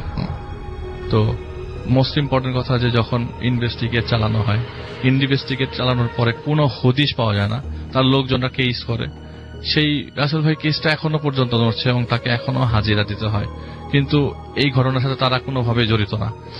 সবচেয়ে ইম্পর্টেন্ট কথা হচ্ছে এই ঘটনার সাথে তারা জড়িত না, এবং কোনো হদিশও পায় না যে এই ছুরি কাটা, কিসের ছুরি, কিভাবে হলো না হলো। ওনার শরীরে কোনো ক্ষত বিক্ষতের দাগ নাই, কোনো ধরনের আঁচড়ের দাগ নাই, কোনো টর্চার করা হয় নাই। তাহলে হঠাৎ এই সাডেন ডেথ, খুবই নর্মাল ডেথটা, উইদাউট কবজি কাটা। যদি নর্মালি একটা মানুষ পড়ে থাকতো রাসেল ভাই, কেউ কিছু বলতো না, সেটা অন্য ব্যাপার, কিন্তু নর্মালি মারা গেছে, নর্মাল ডেথ সাথে 2টো কবজি আলাদা হওয়া, সেটা মানুষকে ভাবিয়ে তুলেছে। এবং আত্মীয়-স্বজনরা কেস করে দেয়। এই 2017 still now the case is on, এখনো পর্যন্ত চলছে সেটা। এন্ড থ্যাংক ইউ আলিফ, আজকে আপনাদেরকে সময় দেওয়ার জন্য। আশা করছি যে আবারও আপনাকে পাবো। আমরা এখন ডক্টর আলিফের পরে আমরা যাব বাবু ভাইয়ের কাছে। এন্ড বাবু ভাইও দীর্ঘদিন ধরে আমাদের এখানে আসছেন, এবং তিনিও তাকে যদি জিজ্ঞেস করি যে কেন আসেন, সেটা বলবো যে আপনাদের ভালোবাসা পাওয়ার জন্য আসেন। সেটা তো আপনারা ভিডিও দেখলে বুঝতে পারবেন। এন্ড এখনো পর্যন্ত এটাই আমাদেরও সবচাইতে বড় পাওয়া, সেটা হচ্ছে আপনাদের ভালোবাসা। আর এখানে যারা আসেন তারা কি পরিমাণ ভালোবাসায় সিক্ত হতে পারেন, সেটা আপনাদেরকে ওনারা আমার চাইতে ভালো বলতে পারবেন। তো বাবু ভাই কেমন আছেন? থ্যাংক ইউ রাসেল ভাই, ভালো আছি আলহামদুলিল্লাহ। আমি একটু বলছিলাম যে মানে ইন্সপিরেশনটা কোথা থেকে আসে, যে এখানে যে আসেন, মানুষের ভালোবাসা আসলে অন্যরকম একটা ব্যাপার। অবশ্যই, মানে ভূত এফএমে আসার যে একটা তাগিদ অনুভব করি, এটা মানুষের ভালোবাসা থেকেই আসলে। সেটাই। তো আমরা চলে যাই ঘটনায়, এবং আপনি ঘটনা বলেন না, আমরা তখন ভিডিওটা আপলোড করে ফেলি। আচ্ছা, আমার কাছে 2টো ঘটনা আছে রাসেল ভাই, ছোট আছে বড় আছে, কোনটা বলবো? আমার মনে হয় যে আমরা বড়টা দিয়ে শুরু করি। আচ্ছা, ওকে। বড় ঘটনা এটা হচ্ছে ইন্ডিয়ার আসাম রাজ্যের একটা ঘটনা রাসেল ভাই, এবং বেশ আগেকার। যিনি বলেছেন তিনি মানে আমার নানার বয়সে একজন, ঠিক আছে, এবং বেশ আগে বলেছিলেন। আমি ঘটনাটা মানে রিকল করে আবার বলছি আর কি। তো এটা হচ্ছে ওনারই এক বন্ধুর ঘটনা, সেই অনেক আগে, সেই ধরেন পাকিস্তান আমল বা তারও আগের সময়। উনি ট্রাভেল করছিলেন আসামের মধ্যে যে কোন এক জায়গায় যাচ্ছিলেন আর কি, সামওয়্যার, ট্রেনে করে। তো রাতের বেলা ট্রেন, যেতে যেতে যেতে বেশ লেট হয়ে গেছে, অন্ধকার, ধরেন সেই সময় 7টা-8টা, মানে বেশ রাত, এরকম একটা সময়। তো ট্রেনটা একটা স্টেশনের সামনে এসে রাত্রেবেলা থেমে যায় আর কি। স্টেশন ঠিক বোঝা যাচ্ছে না, হালকা আলো আছে, এবং মানে দেখে মনে হচ্ছে যে বেশ পুরনো একটা ঘরের মতো আর কি। সে সময়কার স্টেশনগুলো এরকমই ছিল আর কি। তো উনি এখানে থামাতে উনি ট্রেন থেকে নামেন, এবং ওনার যে কম্পার্টমেন্টে খুব একটা যাত্রী ছিল না, সবাই ঝিমাচ্ছে, উনি নেমে গেছে ট্রেন থেকে। তো নেমে, কারণ ওনার একটু প্রকৃতিটাকে সাড়া দিতে হবে, তো উনি হেঁটে গেলেন, যে বাইরে যে ঘুরে ফিরে ওনার কাজ সারলেন। তারপর উনি যখন আসছে, এসে উনি দেখতেছে ট্রেন নাই, ট্রেন চলে গেছে। তো উনি বেশ মানে অবাক হয়ে গেল যে ট্রেন চলে গেল, আমার সাউন্ড পাওয়ার কথা, মানে কিভাবে চলে গেল, বা আমি শুনলাম না। উনি হেঁটে একটু মানে ভেতরের দিকে গেছিল আর কি। যাই হোক, উনি এসে দেখে যে এখানে ওই যে রুমটা দেখছে, ওই রুমের দরজাটা খোলা, এবং সেখানে উনি আস্তে করে ঢুকলেন। চিন্তা করলো যে এখন এখান তো এই রাতের বেলা এখানে জঙ্গল আছে আশেপাশে, তো যাওয়াটা সম্ভব না আমার পক্ষে, আমি রুমে বসি দেখি কি অবস্থা। তো রুমে বসে আছে, মানে একদম নীরবতা, রাতের শব্দ পাচ্ছে, আর কিছুই নেই। এর মধ্যে হঠাৎ করে আবিষ্কার করলো যে ওনার এই পাশে ডান পাশের যে সিটগুলো ছিল মানে পিছনে খটখট করে শব্দ হয়েছে। তো উনি ফিরে তাকালো, তাকায় দেখে যে একটা লোক একটা শালের মতো দিয়ে, মানে লোক বলতে একটা মানুষ আর কি, শাল দিয়ে যুগু হয়ে বসে গেছে। তো সে আবার তাকে জিজ্ঞেস করতেছে আর কি যে আপনি তো ট্রেন মিস করছেন, এখন তো আপনি দিনের বেলা ছাড়া যেতে পারবেন না, আর এটা পর দিন আসবে, আপনি যদি চান তাহলে আপনাকে আমি পৌঁছায় দিতে পারি। তো সে বলতেছে কিভাবে পৌঁছায় দিবেন? বলে আমার কাছে এখানে টাঙ্গা আছে, রাস্তা যাওয়ার রাস্তাও আছে, আপনি চাইলে আপনাকে পৌঁছায় দিতে পারি। তো বলছে টাঙ্গা কি ঘোড়ায় টানা টাঙ্গা? বলছে না, ঘোড়া না, এটা মাল মানে আদম গাড়ি, মানুষ টেনে নেয়। উনি বলতেছে যে এরকম জঙ্গলের মতো জায়গায় এখানে আদম গাড়ি টাইপের জিনিস, একটু অবাকই হয়েছে। বলছে আপনি কি টাঙ্গা চালান? বলে যে হ্যাঁ আমি চালাই। তখন সে বললো আচ্ছা ঠিক আছে, নিয়ে চলেন, আমি অমুক জায়গায় যাব। তো লোকটা তাকে হিসাব করে বলতেছে যে ডিস্টেন্সটা একটা বললো যে এতটুকু হবে, কত ক্রোশ রাস্তা হবে, চলেন নিয়ে যাই। তো ওনাকে নিল, উনি হেঁটে আসছে, এসে ওই লোকের পিছে পিছে যাচ্ছে, দেখে লোকটা একটু খোড়ায় খোড়ায় হাঁটে, এবং উনি অবাক হচ্ছে যে এই লোক কিভাবে মানে সম্ভব, যেরকম একটা খোড়ায় খোড়ায় হাঁটতেছে, দুর্বল পূজা হয়ে হাঁটে, এই লোক তাকে নিয়ে যাবে। তো তারপরও সে একটু মানে ভরসা পেয়ে যেতে, একটা মানুষ আছে, হেঁটে হেঁটে বাইরে গেল। তো বাইরে যাওয়ার পরে উনি ওই দেখে যে ওখানে একটা এরকম টাঙ্গার গাড়ি রাখা, একজনের পুরানো বেশ। তো উনি উঠে বসলো, ওই লোক ওই টাঙ্গা গাড়ি নিয়ে ওনাকে টানা শুরু করলো। তো যেদিক দিয়ে যাচ্ছে রাসেল ভাই, রাস্তাটা আসলে দেখে ওনার মনে হচ্ছে না যে এটা খুব মানে রাস্তা, মানে গাড়ি ঘোড়া চলে সবসময়, এরকম কোন সাবলীল কোন রাস্তা না, বেশ মানে রুক্ষ, মানে গাড়ি কাঁপতেছে, করতেছে, এরকম একটা জায়গা। তো যেতে যেতে একটা জায়গাতে যখন যাচ্ছে রাসেল ভাই, জায়গাটা হচ্ছে যে আপনার এই জায়গাতে বনটা ফাঁকা, বেশ একটা মাঠের মতো জায়গা, দূরে কিছু মানে গাছপালা দেখা যাচ্ছে, এক জায়গায় কিছু আলো দেখতেছে উনি। তো টাঙ্গালাকে বলতেছে এখানে কি মানুষ থাকে? বলতেছে যে এখানে একটা বিয়ে বাড়ি, আপনি চাইলে এখানে থামতে পারি। বলছে না, বিয়ে বাড়িতে আমি থামবো কেন? বলে থামেন সাহেব, অসুবিধা নেই, আপনাকে আমি দেখাচ্ছি। তো তিনি বলতেছে যে না আমি থামবো না, তুমি আমাকে জায়গা মতো নিয়ে যাও। ওনার ভয় পাচ্ছে অন্য যে ডাকাত টাকাত কিনা এরকম কিছু। তো যাই হোক, ওই লোকটা কোনো কারণে ওই সে আলো আলো জায়গাটার সামনে আসলো, এসে উনি দেখলো যে বেশ আলো টালো জ্বলতেছে ভিতরে, আলো মানে ওই যে মানে প্রদীপ এই ধরনের জিনিসপত্র জ্বলতেছে ভিতরে। তো দেখার পর ওই টাঙ্গালা থামে বলছে কি আমি কিছু পানি খাবো, আপনি চাইলে আসতে পারেন। উনি বলছে যে আমি আসবো, আমি এখানে বিয়ে বাড়ি কি আসবো, তুমি যাও। তো দেখছো ওই টাঙ্গালা ভিতরে চলে গেল গাড়ি রেখে। তো উনি বসে আসছে, বসে বসে বসে এক পর্যায়ে ওনার ঝিমুনি চলে আসছে। তো ঝিমুনি যখন চলে আসছে, তো মানে ঘুমের মতো মানে তন্দ্রা, তো এক সময় তার ঝিমুনিটা আবার ভাঙছে। ভাঙার পর উনি দেখতেছে উনি কোথাও নেই, মানে কোনো আলো টালো কিচ্ছু নেই। সে বসে আছে একটা টাঙ্গার মধ্যে ঠিকই, তো ওখানে কিচ্ছু নাই, পুরাই একটা ঝোপঝাড়ের মতো। তো সে ওখান থেকে নামছে, প্রচন্ড ভয় পেয়েছে, কারণ রাত, আবার একটা মানে একদম নির্জন এলাকা, বনের মতো। হেঁটে হেঁটে যখন ভিতরে ঢুকছে, ঢুকে দেখে রাসেল ভাই যে পুরানো বাড়ি ঘর আছে, কিন্তু বাড়িগুলো হচ্ছে রুইন, মানে মানে অনেক দিনের পরিত্যক্ত, ধ্বংস হয়ে গেছে একদম পুরো এরকম বাড়িঘর। সে প্রচন্ড ভয় পেয়েছে, ভয় পেয়ে সে ওই ঘুরে আবার যেদিক থেকে টাঙ্গা আসছিল সেদিকে হাঁটা ধরছে, কারণ ওই জায়গায় থাকার সাহস তার হয়নি। এবং হাঁটতে হাঁটতে সে এমন টায়ার্ড হয়েছে বলার মতো না, ঘেমে গেছে। সে একটা আন্দাজ করছে যে কতটুকু লোকটা নিয়ে আসছিল। একসময় উঠে উঠে সেই পুরানো সে স্টেশনেও গেছে। সে ওখানে যে দেখে রাসেল ভাই, ওখানে যে বাতি জ্বলতেছিল সেটাও নাই, সেই স্টেশনেও কোনো বাতি নেই, ঘর ঠিকই আছে কিন্তু কোনো বাতি নেই। সে প্ল্যাটফর্মে যে ওই ঘরের কাছে বসে মানে খুবই ভয় ছিল, এবং একসময় সে মানে ঠান্ডা ছিল, কাঁপতে কাঁপতে প্রায় সে হয়ে গেছে। তো একটা মানুষের, প্রত্যেকটা মানুষের ভয়ের একটা পর্যায়ে কিন্তু আসলে মানুষ ঘুমাই যায়। তো সে ঘুমাই গেছে। সকালবেলা তার যখন ঘুম ভাঙছে, দেখছে যে ওখানে মানুষজন কয়েকজন ডাকতেছে তাকে। উঠছে, ওঠার পর তাকে জিজ্ঞেস করতেছে বাবু এখানে আসছেন কিভাবে, আপনি এখানে বসে আছেন। ওখানকার মানুষ বলতেছে যে কিভাবে এখানে আসছেন? তো বলতেছে যে আমাকে তো এরকম ট্রেন রেখে গেছে এসে। তো বলছে ট্রেন রেখে গেছে এখানে, তো এটা তো মানে আপনার কোন চালু ট্রেন স্টেশন না, পরিত্যক্ত ট্রেন স্টেশন, আপনি এখানে কিভাবে আসেন? তো বলে যে আমাকে এরকম নামাইছিল এসে, আমাকে একটা টাঙ্গালা এখানে একটা বিয়ে বাড়িতে নিয়ে গেছিল সামনে। তো বলতে ওইখানে বিয়ে বাড়ি, ওইটা হচ্ছে ডাকাতের বিয়ে বাড়ি। বলে ওইখানে একটা বাড়ি ছিল একটা সময়, আজ থেকে অনেক বছর আগে, সেখানে বিয়ে হচ্ছিল। বিয়ে হওয়ার সময় ডাকাতরা আক্রমণ করে সে বাড়িটাকে পোড়ায় টোড়ায় দেয়, এবং বাড়ির যে মেয়ে আছে তাকে ধরে নিয়ে যায়। আর ওই যে আপনাকে যে টাঙ্গালার কথা বলতেছেন, এরকম টাঙ্গালা ওইখানেই থাকতো, সেই লোক এখান থেকে প্রতিদিন মানে কাজ করতো আর কি, ওই যে ওখানে বুচগুচ্ছ গ্রামের মতো যে ছিল সেখানে থাকতো আর এখানে কাজ করতো, প্যাসেঞ্জার নিত। আর এই ট্রেন স্টেশনও এত স্লো যে এখানে এখন আর মানুষ ট্রেন থামায় না, এটা ওরকম ভাবেই পড়ে আছে। তো লোকটা পরে রাসেল ভাই খুবই ভয় পায় এবং উনি পরবর্তীতে ওনার মতো ওখান থেকে চলে যায় আর কি। এটাই ছিল স্টোরিটা।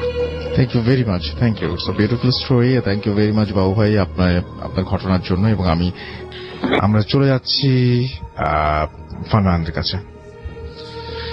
জি ভাইয়া, আমি এখন যে ঘটনাটা শেয়ার করবো সেটা আমার সাথে প্রায় ডিসেম্বর মাসে আমার সাথে ঘটেছিল। তো ঘটনাটা এক্স্যাক্টলি কিছুক্ষণ আগে আপনাদের রেকর্ডিং এ যে ঘটনাটা শুনছিলাম এটাই কিছুটা মতো হবে, কিন্তু ডিফারেন্ট ওয়েতে। আসলে এক একটা বিষয় এক এক ভাবে ঘটে আসলেও সত্যি। তো আমি যে ঘটনাটা বলবো সেটা হচ্ছে মানে এই ডিসেম্বর মাসের দিকে মানে আমি আমার রুমের একটু শেপটা আপনাকে মানে একটু বলতে হবে যে আমার যে বিছানাটা হচ্ছে, বেডটা হচ্ছে আমার উইন্ডোর ঠিক বরাবর, এবং আমি যেটা করি যে আমার যে পায়ের যে সাইডটা আমি উইন্ডোর বরাবর এবং এভাবে আর কি বিছানায় ঘুমাই আর কি।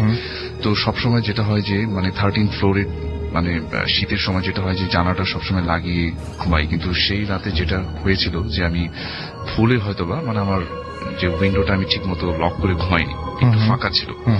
তো সেক্ষেত্রে যেটা হচ্ছিল যে একটু পরপর আমার রাতে প্রচুর ঠান্ডা লাগতেছিল।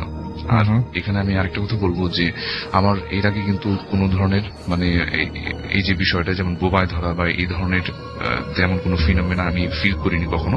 বাট কিছু জিনিস ফিল করেছিলাম যেটা আমি নিজেই ফিল করেছিলাম যে আমি হয়তো সারাদিন উইক থাকার কারণে এই বিষয়গুলো ঘটতে পারে, এরকম কিছু একটা সায়েন্টিফিক যে রিজন গুলো সেগুলো এটা আপনি আপনার মতন করে চিন্তা করে নিয়েছেন বা একটা যুক্তি দিয়েছেন। কিন্তু সেই রাতে যেটা হয় যে সেদিন মানে আমি সারাদিন বাসায় ছিলাম, সেরকম কোনো টায়ার্ডও ছিলাম না, কোনো প্রবলেম ছিল না আসলে। তো আমি যখন ঘুমাতে যাই রাতে, তো আমার হঠাৎ করে একটু পরপর ঠান্ডা লাগতেছিল, এবং যখন ঠান্ডা লাগছিল তখন আমি আমার ব্ল্যাঙ্কেটটাকে বারবার আমার উপরে জড়িয়ে নিয়ে বারবার ঘুমাচ্ছিলাম। কিন্তু একটা পর্যায়ে ঘুমের মধ্যে আমি যেটা ফিল করি যে আমার ব্ল্যাঙ্কেটটা মনে হচ্ছে ঠিক জানালার ঠিক পাশ দিয়ে মানে আমার যে সাইডটাতে আমি আমার পা দিয়ে ঘুমাই বিছানার, সেখান থেকে আমার ব্ল্যাঙ্কেটটাকে মনে হচ্ছে টান দিয়ে কেউ নিয়ে যাচ্ছে নিচের দিকে। আমি যত করে ওটাকে আস্তে আস্তে উপরের দিকে টেনে নিয়ে আসি আমার ফুল বডিটাকে ঢাকার জন্য, আবার সেটা আস্তে আস্তে করে নিচের দিকে চলে যায়। আচ্ছা, এরকম একটা পর্যায়ে আমি কিছুক্ষণ পরে বারবার পা থেকে কেউ টেনে নিচ্ছে মনে হচ্ছে, পা থেকে তো গা থেকে বারবার পার কাছে চলে যাচ্ছে। তো সেক্ষেত্রে আমি বারবার একটু ভয় পেয়ে গেলাম যে ঘটনাটা কি আসলে, কিন্তু আমি কিন্তু ঘুমের মধ্যে বাট আধো ঘুম আধো জাগ্রত এরকম একটা অবস্থা। তো আমি আবারও চেষ্টা করলাম ওটাকে নেওয়ার, আবারও দেখলাম যে না ওটা চলে যায় নিচের দিকে। আমি একটা পর্যায়ে চিন্তা করলাম যে না আমি এখন ঘুম থেকে উঠবো না, আমি ঘুমাবো, মানে ওটাকে আমি ফেলে দিলাম, ব্ল্যাঙ্কেটটাকে একদম আমার হাতের ঠিক বাম দিকে মানে একেবারে রেখে আমি ঘুমানোর চেষ্টা করলাম। কিন্তু তার কিছুক্ষণ পরে নতুন করে শুরু হলো যে আমার বেডটাকে আস্তে আস্তে করে ভাইব্রেট হচ্ছে, একটু একটু করে কেঁপে উঠছে। তখন আমি একটু ভয় পেয়ে গেলাম যে আসলে কি ভূমিকম্প হচ্ছে বা এরকম কিছু, না আমার নিজের কোনো প্রবলেম, না আসলে কোনো কিছু আসছে আমার রুমে যেটা আমাকে ডিস্টার্ব করছে।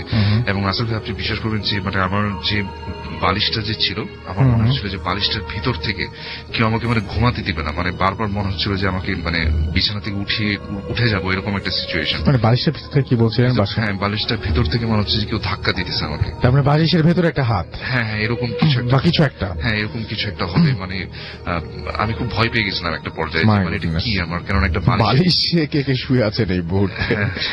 তো যাই হোক সেটা, তারপর আমি খুব সাহস করে তাড়াতাড়ি করে উঠে গেলাম, বেডটাকে ছেড়ে উঠে গিয়ে লাইট অন করলাম। লাইট অন করার পরে দেখলাম যে না সবকিছু ঠিক আছে, বালিশটাকে সরিয়ে ভালো মতো দেখলাম, কম্বলটাকে ভালো মতো উঠালাম, দেখলাম যে কিচ্ছু নেই। তারপর আমি একটু ফ্রেশ হয়ে যেটা করলাম যে প্রায় 5-10 মিনিট পরে আবার বেডে ঘুমাতে গেলাম। তো আবারও সব লাইট অফ করে সবকিছু ব্ল্যাঙ্কেট নিয়ে আবার ঘুমাতে গেলাম, কিন্তু আবারও দেখি যে একই সিচুয়েশন, একটু পরপর আমার ব্ল্যাঙ্কেটটাকে কে যেন উইন্ডোর পাশ দিয়ে টেনে নিচ্ছে, একই সিচুয়েশন আবার হচ্ছে।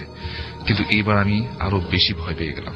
এবার আমি চিন্তা করলাম যে না আমি ব্ল্যাঙ্কেটটা আর রাখবো না, ব্ল্যাঙ্কেটটা একদম খাট থেকে নিচে ফেলে দেবো, মানে আমার খুব প্রবলেম হচ্ছিল যে আমাকে ঘুমাতে দিচ্ছে না এরকম একটা সিচুয়েশন। তো আমি তখন সাথে সাথে আমার ব্ল্যাঙ্কেটটাকে আমার হাতের বাম পাশে আবারও ঠিক একইভাবে যখনই ফেলে দিব, তখনই আমি যেটা ফিল করলাম আমার ব্ল্যাঙ্কেটের ঠিক ভিতর থেকে মনে হচ্ছে একটা কিছু অনেক জোরে আমাকে একটা বাড়ি দিয়ে আমার পার মধ্যে একটা এনার্জির মতো মানে ফিল করলাম যে একটা এনার্জি আমার পায়ের মধ্যে একটা অনেক জোরে বাড়ি দিয়ে সাথে সাথে আমার জানালা দিয়ে বাইরে চলে গেল, এবং সেটা আমি নিজের চোখে দেখেছি। এবং এটার কালার ছিল অনেকটা রাসেল ভাই মানে অনেকটা অরেঞ্জ এবং ইয়েলো এরকম একটা টাইপ, মানে জাস্ট ছোট এক হাতের মতো এটার হাইট হবে, এবং এটা একটা জাস্ট অনেকটা ধোঁয়াশা টাইপের, মানে রাতের অন্ধকার এটাকে আমি একটা লাইটের মতো দেখলাম, যে একটা লাইটের মতো এরকম অরেঞ্জ অথবা ইয়েলোইশ এরকম একটা কালারে হঠাৎ করে আমাকে বাড়ি দিয়ে সাথে সাথে আমার জানালার যে মানে উইন্ডোটার যে পাশটা খালি ছিল সেখান থেকে ওটা চলে গেল, এবং সাথে সাথে আমি ভয়ে বিছানা থেকে উঠে গেলাম। আচ্ছা, এই ছিল আমার ঘটনা ভাই। এবং thank you very much, thank you very much. যেহেতু আমাদের আরো অনেক ঘটনা রয়েছে, আমরা কোনো কিছু না শেয়ার করে মন্তব্য না করে আমরা চলে যাচ্ছি আপনার ভাইয়ের কাছে। আপনার ভাই খুব ছোট করে আপনার ঘটনাটা শুনবো আমরা। আসসালামু আলাইকুম লিসেনার্স, আপনার এগেইন রাসেল ভাই। এখন যে ঘটনাটি বলবো সেটা আমাদের রাজবাড়ির যে ভৌত স্ট্রিমের সদস্যরা সচিব ফরহাদ ওরা এই ঘটনাটি কালেক্ট করেছে, আমাকে বলেছে সেটা শেয়ার করার জন্য, সেটাই বলছি। তো ঘটনাটি রাজবাড়ী জেলার, আমার বাড়িতে রাজবাড়ী জেলা, ওখান থেকেই আর কি সংগ্রহ করে, রাজবাড়ির পাংশার পাড়া বেলগাছি গ্রামের ঘটনা এটি। তো সেখানকার এক ইমাম সাহেবের ঘটনা এটা। তো যাই হোক, খুবই অজপাড়াগা। তো ওই গ্রামে বেশ অনেকদিন আগে তাবলিগ জামাতের একটি দল ওই মসজিদে যায়। তো মসজিদে যাওয়ার পর ওখানে ওনারা দিনের ওই দাওয়াতগুলো করতে থাকেন। তো এটাই হয়, ওখানে একটা হঠাৎ মসজিদে ঠিক রাতের বেলা একটা লাশকে গোসল করানোর জন্য নিয়ে আসা হয়। তো লাশটি মানে প্রতিপক্ষের হাতে মানে খুবই মানে নৃশংসভাবে খুন হয়েছিল। তো পরবর্তীতে পুলিশ পোস্টমর্টেম করে লাশটি নিয়ে আসে, পরিবারের কাছে হস্তান্তর করে, বলে যে রাত্রে যেন দাফন করে দেওয়া হয় লাশটিকে, লাশটার অবস্থা ভালো নয়। তো যখন লাশটিকে নিয়ে আসা হয়, মানে এমন ভাবে আসলে শরীরকে ক্ষতবিক্ষত করা হয়েছে যে ওটাকে গোসল করানোর মতো কেউই মানে সাহস পাচ্ছিল না, সবাই ভয় পাচ্ছিল। এখন মসজিদে যখন তাবলিগ জামাতের লোকেরা আসেছেন, তো ওনারা বললেন যে আপনারা যদি ভয় পেয়ে থাকেন তাহলে আমরাই এই কাজটা করতে চাই, আমরাই এটাকে গোসল দিয়ে জানাজা করে আমরা কবর দিয়ে দিই, আপনারা শুধু সাথে থাকেন আর কি, আর কিছু করতে হবে না। তো ঠিক আছে, ওনারা এই কাজটি করলেন। কাজটি করে ওনারা, ইমাম সাহেব ওই সাথে ছিলেন না, কারণ জানাজা উনি খুব ভয় পাচ্ছিলেন আর কি। সব প্রক্রিয়াটা তাবলিগ জামাতের লোকেরা করে ওনারা সবকিছু দাফন কাফন শেষ করেন। তো যাই হোক, প্রথম এই ঘটনা ঘটে যাওয়ার তাবলিগ জামাতের লোকেরা ওনারা কাজ শেষ করে চলে যান, 3-4 দিন পরে মসজিদ থেকে চলে যান। তো মাসখানেক পর থেকে শুরু হয় ওই ইমাম সাহেবের সাথে মানে ঘটনা। কারণ উনি যে মসজিদে মানে নামাজ পড়াতেন, ওই মসজিদে উনি থাকতেন, মসজিদের পাশে ছোট্ট একটি মানে রুমের মতো ছিল, ওখানে উনি ঘুমাতেন। আর মসজিদের সাথে একটা বড় কবরস্থানের মতো আছে। তো ওইখানে ওই মসজিদ থেকে একটু দূরেই একটি লাশ গোসল করানোর জন্য একটা আলাদা ঘরও রয়েছে। আচ্ছা। তো উনি রাতের বেলা হঠাৎ করে শুনেন যে ওই ঘর থেকে লাশ গোসল করানোর শব্দ আসছে, মানে পানির শব্দ, মানে কোনো মানুষ কথা বলছে এরকম শব্দ। তো উনি চিন্তা করলেন এত রাত্রে ঘরের চাবি তো তার কাছে, কিন্তু কে এর ভিতরে ঢুকলো। উনি 7-5 না ভেবে বের হয়ে আসেন। তো বের হয়ে আসার পরে উনি খেয়াল করলেন যে দূর থেকে শুনছেন ঠিকই ওই ঘর থেকে শব্দ আসছে, কিন্তু যখন কাছে গেলেন তখন আর কোনো শব্দ হচ্ছিল না। তো উনি এরকম প্রায় প্রতিদিন এরকম শুনতেন। তো যখন উনি অনেকের কাছে বিষয়গুলো শেয়ার করেন, তখন সবাই বলেছে এটা আপনার মনের ভুল, এছাড়া আর কিছুই নয়। তো উনি বেশ এটা নিয়ে খুব ভয়ে ভয়ে থাকলেন। কিন্তু এই ঘটনার ভিতরে ওই গ্রামে আর ওইভাবে কোনো লোক মারা যায়নি, এবং উনি কোনো জানাজার নামাজও পড়াতে যান না। কিন্তু সমস্যা হলো ওই গ্রামে এই কিছুদিন মানে এই ঘটনা যখন ঘটা শুরু করলো, এর মধ্যে এই গ্রামে একজন লোক মারা গেলেন। তো যথারীতি ইমাম সাহেব যেহেতু ওখানে একজন মাত্র আলেম ছিলেন ওই গ্রামের মধ্যে, তো তারই জানাজার নামাজ পড়ানোর জন্য তাকে ডাক দেয়া হলো। তো উনি রাসেল ভাই যখনই জানাজার নামাজের জন্য সেখানে গিয়েছেন, জানাজার নামাজের জন্য দাঁড়াবেন, হঠাৎ করে লোকজন দেখলো যে উনি অজ্ঞান হয়ে পড়ে গেছেন। ইমাম সাহেব তখন ধরাধরি হলে তাকে জ্ঞান ফেরানো হলো। জ্ঞান ফেরানোর পরে আবার যখন উনি জানাজার নামাজের জন্য দাঁড়িয়েছেন, ঠিক একই রকম ভাবে আবার উনি জ্ঞান হারিয়ে ফেললেন। শেষ পর্যন্ত অন্য জায়গা থেকে লোক ডেকে এনে জানাজার নামাজটা পড়ানো হলো। তো ওনাকে জিজ্ঞেস করা হলো যে আপনি জ্ঞান হারাচ্ছিলেন কেন বারবার। তো উনি ওই সময় কোনো উত্তর দেন নাই। ওই সময় উনি কাউকে কিছু বলেন নাই, বলেছে আমি অসুস্থ হয়ে পড়েছিলাম, এতটুকু বলে উনি ক্ষান্ত হয়েছেন। কিন্তু রাসেল ভাই উনি মানে এরপর থেকে স্টিল না, উনি জীবিত আছেন এখনো, এখন পর্যন্ত কোনো জানাজার নামাজ পড়াতে পারেন না। তার পিছনে কারণ উনি বলেছেন, যখনই উনি জানাজার নামাজ পড়ানোর জন্য দাঁড়ান, তখনই দেখেন ওই যে সেই ব্যক্তিটি, যেই ব্যক্তিটির গোসল জানাজা পড়িয়েছিল তাবলিগ জামাতের ভাইরা, তো উনি তো ওটা করার নাই, জানাজা করার নাই ভয়ে। তো উনি দেখেন যে ওই লোকটি ওনার কাছে এসে দাঁড়িয়েছে, এবং দাঁড়িয়ে এসে ওনার কোনো কথা ছাড়াই ওনার গলা চেপে ধরেন এবং উনি সেন্সলেস হয়ে যান। ওনার সাথে রাসেল ভাই এখনো এই ঘটনাটি ঘটছে, যিনি জানাজার নামাজ পড়াতে গেলেই ওনার সাথে এই ঘটনা ঘটে। এখন এই ঘটনার পর থেকে উনি এখন আর কোনো জানাজার নামাজ পড়ান না। এই ছিল রাসেল ভাই ঘটনা। ধন্যবাদ। থ্যাংক ইউ ভেরি মাচ আপনার ঘটনার জন্য। তো আসলে মানে উনি যেহেতু একটা জানাজার নামাজ পড়ান নাই, ওনার মনের ভিতরে থেকে অপরাধ বোধ ছিল, সেখান থেকে যদি ওই জিনিসটা এই দৃশ্যটা যদি ভুল হয়ে থাকে বা এটা যদি তিনি হ্যালুসিনেশন হয়ে থাকে এটা যদি তার জন্য, তারপরে জিনিসটা অনেক বেশি ভয়ঙ্কর। আর ঘটনাটা রয়েছে সেটা একটা ইমেইল, এবং এই যে এটা একজন পুলিশ সদস্য পাঠিয়েছেন। তিনি যদিও তার নাম আমাকে লিখেছেন, বাট আমি তার নামটা বলতে চাই না সবকিছু ঝামেলা এড়াতে। তিনি লিখেছেন, রাসেল ভাই আমি জানতে চাইব না আপনি কেমন আছেন, জানিয়ে ভালো আছেন এবং সবসময় ভালো তলে। আমি আমার জীবনের ভয়ঙ্কর একটা ঘটনা শেয়ার করব। আমার নাম অমুক, আমার দেশের বাড়ি কুষ্টিয়াতে, আমি একজন পুলিশ কনস্টেবল এবং আমি ঢাকায় কর্মরত আছি। ঘটনাটি আমার কর্মস্থলে। কথা না বাড়িয়ে আমি ঘটনায় যাচ্ছি। ঘটনাটি 1 বছর আগের। একদিন রাতে আমি রামপুরের একটি চেকপোস্টে ডিউটি করছিলাম। রাত 1টার দিকে একজন স্যার আসলেন এবং আমাকে বললেন, এসআই স্যার আর কি বলছেন, যে আমাকে বললেন যে একটা ফোর্স দরকার। আমার ইনচার্জ আমাকে বললেন যে স্যারের সাথে যেতে। আমি যথারীতি স্যারের সাথে রওনা হলাম এবং ঢাকা মেডিকেল কলেজ পৌঁছালাম এবং সেখান থেকে জানতাম না যে আমাকে সাথে আনা হয়েছে। কিছু সময় কেন সাথে আনা হয়েছে কিছু সময় পরে বুঝলাম একটা লাশ পোস্টমর্টম করা হবে এবং পোস্টমর্টম হয়ে গেলে আমাকে আমার সাথে লাশটি তার স্বজনদের বাসায় দিয়ে আসতে হবে। কোথায় দিয়ে আসতে হবে সেটাও লিখেছেন, বাট আমি সেটা পড়ছি না। লাশটি যখন আমার সামনে দিয়ে গেল তখন আমি লাশটির চেহারা দেখলাম, একটা ছেলের লাশ, 20 কি 23 হবে। বুঝলাম এটা রোড অ্যাক্সিডেন্ট কেস। আমি যথারীতি বসে থাকলাম এবং পোস্টমর্টম হয়ে গেল। স্যারের সাথে লাশটা তার বাড়িতে পৌঁছে দিয়ে নিজের পোস্টে ফিরে গেলাম। আমি বুঝতে পারছিলাম শরীরটা ভারী লাগছে, তাই ভালো করে হাত মুখ ধুয়ে নিলাম। তারপর বেশ কিছুদিন কেটে গেল।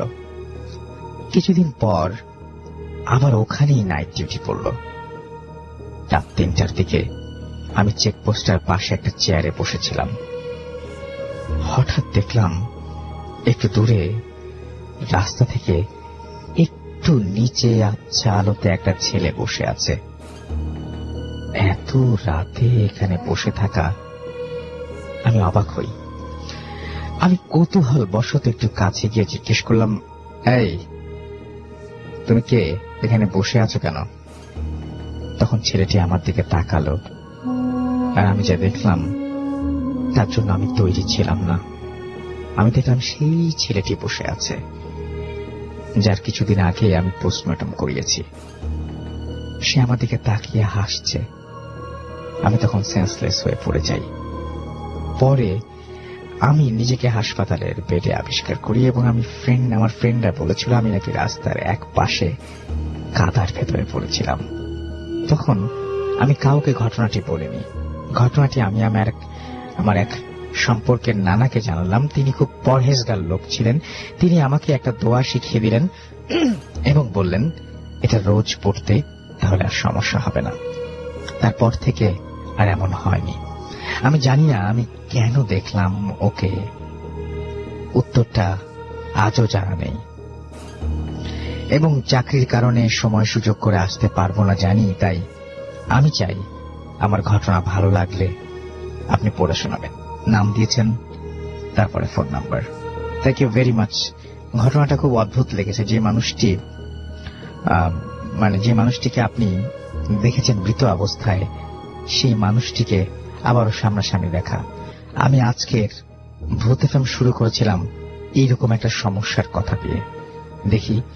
দেখা যাক এরকম সমস্যা আরো পাওয়া যায় কিনা। আমরা এবার একটা ছোট্ট ঘটনা যাব, ছোট্ট না বেশ বড় ঘটনাতেই যাব আমরা, এবং সেই ঘটনাটা আরো একটা ইমেল, এবং সেই ইমেলটা আমি এখন এই মুহূর্তে পড়ছি আপনাদের জন্য। ঠিক যেভাবে লিখেছেন সেভাবেই পড়ছি। যে রাসেল ভাই আশা করি ভালো আছেন, অনিবার্য কারণে আমার নাম প্রকাশ করবেন না। এবং তারপরে তিনি তার নাম লিখেছেন। তারপরে লিখছেন, আমি পুরান ঢাকার শাঁখারি বাজার থেকে লিখছি, আমি ভূত ফিল্মের একজন অন্ধ ভক্ত। আজকে আমি আপনাদের সাথে আমার জীবনে ঘটে যাওয়া একটা সত্য ঘটনা শেয়ার করতে চাচ্ছি, যেটা আজও আমার জীবনে বর্তমান। কাজের চাপের কারণে স্টুডিওতে এসে ঘটনা শেয়ার করতে পারলাম না, তার জন্য আমি দুঃখিত। যদিও জানি না আমার ঘটনাটা কতটুকু আপনাদের কাছে বিশ্বাসযোগ্য মনে হবে, তবু আমি বলছি। আমি একজন পাথরের নাম ফলক খোদাইয়ের কাজ করি।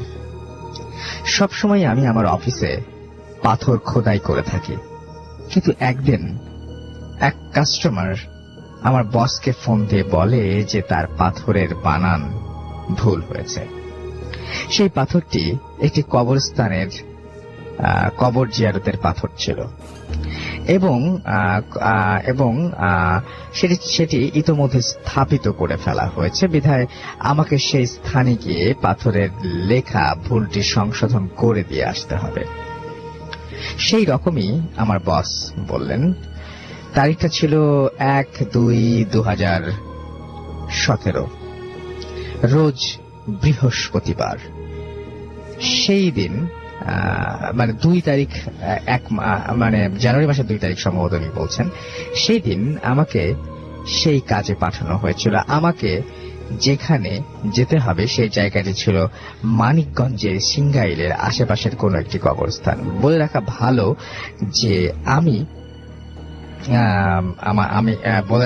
যে আমি এর আগে কোনোদিন মানিকগঞ্জ যাইনি। আমার বস উক্ত কাস্টমারের ফোন নাম্বার পাঠিয়েছিল। বলে রাখা ভালো, সেই কাস্টমারকে আমি কখনো দেখিনি এবং উনিও আমাকে দেখেননি। ঘটনার দিন কাজ থাকার কারণে আমি রওনা দিই দুপুর 3:30 দিকে, অর্থাৎ 3:30টায়। রাস্তায় অনেক জ্যাম থাকায় আমার পৌঁছাতে সন্ধ্যা 7টা বেজে যায়। আমি সিঙ্গাইর বাস স্ট্যান্ডে নেমে সেই কাস্টমারকে ফোন দেই। সে আমার ফোন রিসিভ করে বলে বাস স্ট্যান্ডের ডান দিকে শফিক ভাইয়ের মিষ্টির দোকানের সামনে অপেক্ষা করতে, এবং সে ওইখানে তার লোক পাঠাবে এবং আমাকে সেই লোক রিসিভ করবে। প্রায় 15 মিনিট অপেক্ষা করার পর একটা লোক আমার সামনে এসে বলল, আপনি কি আকাশ ভাই কবরের পাথর খোদাই করতে এসেছেন? আমি বললাম হ্যাঁ। উনি বলল, আমাকে রিয়াজ ভাই পাঠিয়েছেন আপনাকে নিয়ে যাওয়ার জন্য। বলে রাখা ভালো, ওই কাস্টমারের নাম রিয়াজ উদ্দিন। এইবার আমি আপনাদের সেই লোকটির বর্ণনা দেব যিনি আমাকে রিসিভ করতে এসেছেন। ওই লোকটির উচ্চতা প্রায় 6 ফুট এবং 6 ফুটের কাছাকাছি তার উচ্চতা। গায়ের রং ছিল ঘন কালো, তার পরনে ছিল সাদা পাঞ্জাবি এবং পাজামা, এবং খুবই কম কথা বলেন তিনি। তাই তার সাথে হাঁটতে হাঁটতে আমার মোটেও ভালো লাগছিল না, কিন্তু কি কার করা, মানে যেতে তো হবেই। তো গ্রামের পথ রাত হয়ে যাওয়ার কারণে দোকানপাট বন্ধ হয়ে গিয়েছে এবং রাস্তাঘাটও খুবই নির্জন। 45 মিনিট হাঁটার পর আমি ওই লোকটিকে জিজ্ঞেস করলাম, ভাই আর কত দূর? কিন্তু কোনো উত্তর পেলাম না তার কাছে। আমাকে কাস্টমার বলে দিয়েছিলেন যে বাস স্ট্যান্ড থেকে কবরস্থান মাত্র 10 মিনিটের পথ। এদিকে 45 মিনিট হয়ে গেছে প্রায়, এবং তাই খুব ভয় করছে এবং সাথে সাথে বিরক্তিও লাগছে, কিন্তু কি আর করার। অনেকক্ষণ পর একটা পুরনো কবরস্থানে আমাকে ওই লোকটি নিয়ে আসলো এবং পুরনো জলচকিতে বসতে দিয়ে বলল, আপনি আপনার কাজের জিনিসপত্র বের করুন, আমি 5 মিনিটের মধ্যে আসছি। এই বলে লোকটি চলে গেল। আমি নির্জন পরিবেশে, আমি আর একটা নীরব কবরস্থানে একা। আমি অপেক্ষা করতে করতে দেখি 15 মিনিট হয়ে গেছে, কিন্তু লোকটি আর আসছে না। খুব বোরিং লাগছিল, তাই মোবাইল বের করে গেমস খেলার সিদ্ধান্ত নিলাম। ঠিক ওই সময় সেখানে কারেন্ট চলে আসে। তখন নিজেকে আরো একা মনে হয়, কারেন্ট চলে যায়, তখন নিজেকে আরো একা মনে হলো। তাই ওই লোকটিকে মনে মনে বকতে শুরু করলাম যে আমাকে একা ফেলে রাখার জন্য। নিজেকে নিয়ন্ত্রণ করে সেই গেমস খেলা শুরু করলাম। কবরস্থানের পরিবেশে আরো গম্ভীর হয়ে গেল অন্ধকারের কারণে। আমি যখন গেমসে মগ্ন, ঠিক তখনই আমি অনুভব করলাম আমার চোখের পাশ দিয়ে সাদা কিছু একটা দ্রুত চলে গেল, কিন্তু আমি তেমন পাত্তা দিলাম না বিষয়টিকে, কারণ আমি খেলায় মগ্ন। কিছুক্ষণ পর পুনরায় আবারও মানে মানে মানে জাস্ট আরেকটা ঘটনা ঘটলো এবং ব্যাপারটা আমি বোঝার জন্য গেম অফ করলাম। এইবার যা দেখলাম তা দেখে আমি খুবই আশ্চর্য হয়ে গেলাম। আমি দেখলাম কাফনের কাপড় পরা একটা অবয়ব দ্রুত চলে গেল। তা দেখে আমি এতটাই ভয় পেয়ে গিয়েছিলাম যে সাথে সাথে আমি দৌড় দিয়ে কবরস্থানের বাইরে যাওয়ার সিদ্ধান্ত নিলাম, কিন্তু এতটাই অন্ধকার ছিল যে আমি কবরস্থানের গেট খুঁজে পেলাম না। এদিক ওদিক ছুটছি কিন্তু গেট খুঁজে পাচ্ছি না। ঠিক তখনই একটা ঘর দেখতে পেলাম আর কুপির আলো জ্বলছে সেই ঘরে। তাই কোনো কিছু না ভেবে আমি সেই ঘরে গেলাম এবং গেটে নক করতে এক বৃদ্ধ মহিলা বের হয়ে আসলেন এবং আমাকে ভেতরে নিয়ে আসলেন। মহিলাটির বয়স 100-র ঊর্ধ্বে হবে, ঠিক বলতে পারবো না। আমি ভেতরে গিয়ে তাকে আমি সব ঘটনা খুলে বললাম। সব শুনে তিনি বললেন, ওই লোকটি হচ্ছে আমার ছেলে যে আমাকে এখানে যে তোমাকে এখানে নিয়ে এসেছিল, সে বলে তুমি বসো, আমি তোমার জন্য জল খাবার নিয়ে আসছি। এই বলে ওই মহিলাটি রান্নাঘরে চলে গেলেন। কিন্তু আমি বুঝতে পারলাম না যে আমার জন্য আরো ভয়ঙ্কর কোনো কিছু অপেক্ষা করছিল। কিছুক্ষণের মধ্যে ওই মহিলাটি একটা কাপ ও একটা প্লেটে কি যেন নিয়ে আসলো। ঠিক অন্ধকারের কারণে আমি দেখতে পাইনি এবং সামনে এসে আমার হাতে দিয়ে বলল, নাও খাও। আমি প্লেটটি হাতে নিয়ে যা দেখলাম তা বলতে গিয়ে আমার গা শিউরে উঠছে। আমি দেখলাম ওই কাপে তরতাজা রক্ত এবং প্লেটে সদ্য কাটা 2টি আঙুলের টুকরো। আমি চিৎকার দিয়ে ওই প্লেটটি ছুঁড়ে ফেলে দিলাম এবং মহিলাটির দিকে তাকাতে দেখি তিনি ভ্যানিশ হয়ে গেছেন। আমি মহিলাটিকে আর দেখতে পাচ্ছি না। আমি দৌড়ে ওই ঘর থেকে বের হয়ে গেলাম, কিন্তু বাইরে থেকে কি জানি এক দরজা বন্ধ করে দিল। আমি কোনো দিশা না পেয়ে ভেতর থেকে দৌড় দিলাম এই ভেবে যে দরজা আছে কিনা বের হওয়ার জন্য। কিন্তু আমি পৌঁছে গেলাম রান্নাঘরের দিকে আর সেখানে গিয়ে দেখি যে ওই বৃদ্ধ মহিলাটি একটা ফাঁসির দড়িতে ঝুলছে এবং তাকে খুব বিচ্ছিন্ন, তার মুখটা খুব অন্যরকম লাগছে এবং তার হাতের 2টা আঙুল কাটা এবং সেই ক্ষত স্থান থেকে রক্ত ঝরছে। এই দৃশ্য দেখে আমি আর নিজেকে ঠিক রাখতে পারিনি। পরে সেন্স হারিয়ে ফেললাম। যখন জ্ঞান ফিরল আমি তখন দেখলাম আমার সামনে একজন হুজুর, এবং কিন্তু অন্ধকারের মধ্যেও তার চেহারাটা আমার কাছে স্পষ্ট মনে হচ্ছিল।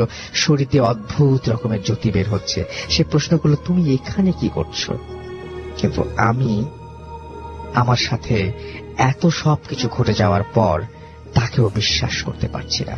কিন্তু সে আমাকে আশ্বাস দিল সে মসজিদের ইমাম। তখন তাকে আমি সব ঘটনা খুলে বলাতে সে আমাকে বলল একটা পুরানো কবরস্থান এবং অনেক বছর ধরে এটা বন্ধ পড়ে আছে, আর বলল তুমি মানে এটা একটা পুরনো কবরস্থান, আর বলল তুমি একটা ভাঙা কবরে পড়েছিলে। আমি তাকিয়ে দেখি হ্যাঁ ঠিকই বলেছেন উনি, এবং সে বলল যে আমি তোমাকে নিয়ে যাব সেই কাস্টমারের কাছে। এই বলে আমি আগে যাচ্ছি, উনি পিছন পিছন আসছেন। হঠাৎ পিছনে তাকিয়ে দেখি উনি নেই। তখন আমি আর কিছু না ভাবতে পেরে নিজের ফোনটা বের করলাম আর ঘড়িতে দেখি তখন রাত 11:30 বাজে এবং মোবাইলের নেটওয়ার্ক চলে গেছে। তাই আর দেরি না করে কাস্টমারকে ফোন দিলাম। তাই আচ্ছা চলে এসেছে। তাই আর দেরি না করে কাস্টমারকে ফোন দিলাম আর উনি আমাকে এক ধমক দিয়ে বললেন, আপনি কোথায় ছিলেন এতক্ষণ? আমি তাকে বললাম আমি পুরো ঘটনা পরে বলছি, আগে আপনি আমাকে পুরনো কবরস্থান থেকে নিয়ে যান। তারপর তিনি এসে বলেন, কি হয়েছে? আমি 5 ঘন্টা ধরে আপনাকে ফোন দিচ্ছি, আপনার ফোন বন্ধ কেন, আর আপনার পুরো শরীরে কাদা লেগে আছে কেন? তখন আমি তাকে পুরো ঘটনা খুলে বলতে চাইলাম। সে বলল, আগে বাসায় চলেন, জায়গাটা ভালো না। পরে বাসায় যাওয়ার পর তিনি আমাকে পুরো ঘটনা খুলে বললাম তাকে, এবং আমার ঘটনা শুনে তিনি বললেন যে আমাকে যে কবরস্থানের কাজে আনা হয়েছিল সেটা এটা না, এবং তিনি বললেন যে আমাকে ভুল জায়গায় নিয়ে আসা হয়েছে। কিন্তু আমি সেই লোকটিকে যে লোকটি নিয়ে এসেছে সেই লোকটিকে তিনি পাঠাননি। যাই হোক, আল্লাহর অশেষ মেহেরবানিতে আমি বেঁচে গেছি।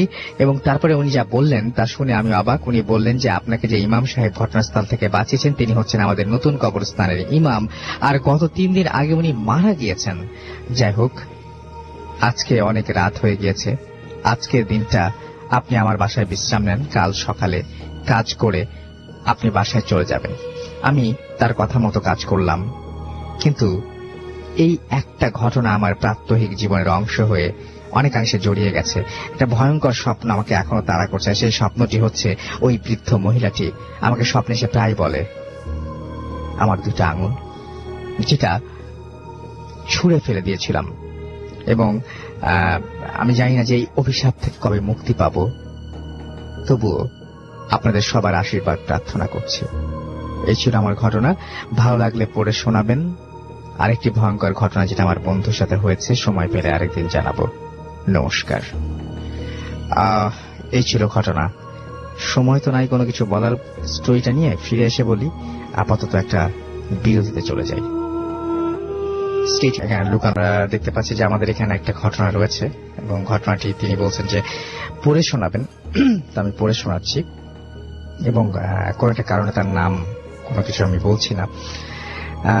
লিখছেন, আসসালামু আলাইকুম রাসেল ভাই, আমি দেলোয়ার হোসেন এবং তিনি বলছেন যে আমি ময়মনসিংহ এর ত্রিশাল থেকে বলছি এবং তিনি ত্রিশাল একটা গ্রামে থাকেন এবং তিনি যেখানে চাকরি করেন সেটা আমি কোন একটা কারণে, সঙ্গত কারণে আমি তার সেই জায়গাটার নাম বলতে পারবো না।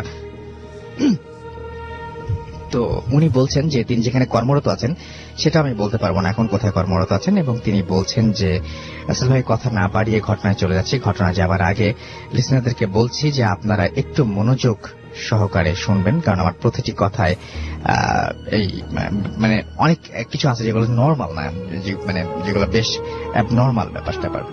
তো ঘটনাটি ঘটেছে 2010 সালের মে অথবা জুন মাসে। আমার মানে এক্স্যাক্টলি মনে নাই। আমি তখন পতেঙ্গাতে পোস্টেড ছিলাম। একটু বলে রাখি যে আমার একটা খারাপ অভ্যেস হলো রাত জেগে মুভি দেখা, তখনও দেখতাম। সেদিন মানে ঘটনার আগের দিন রাতে যথারীতি মুভি দেখছিলাম এবং মুভি দেখা শেষ করলাম 2:30টার দিকে। দেখি মোবাইলে চার্জ নেই। তো ফোনটা চার্জে দিয়ে সিগারেট শেষ করে ব্রাশ করে ফ্রেশ হয়ে ঘুমাতে গেলাম, কিন্তু কেন জানি ঘুম আসছিল না। অনেকক্ষণ পরে কখন ঘুমিয়েছি বুঝতে পারিনি। ঘুম যখন ভাঙলো দেখি 7:45 বাজে। তাড়াতাড়ি ফ্রেশ হয়ে অফিসে গেলাম।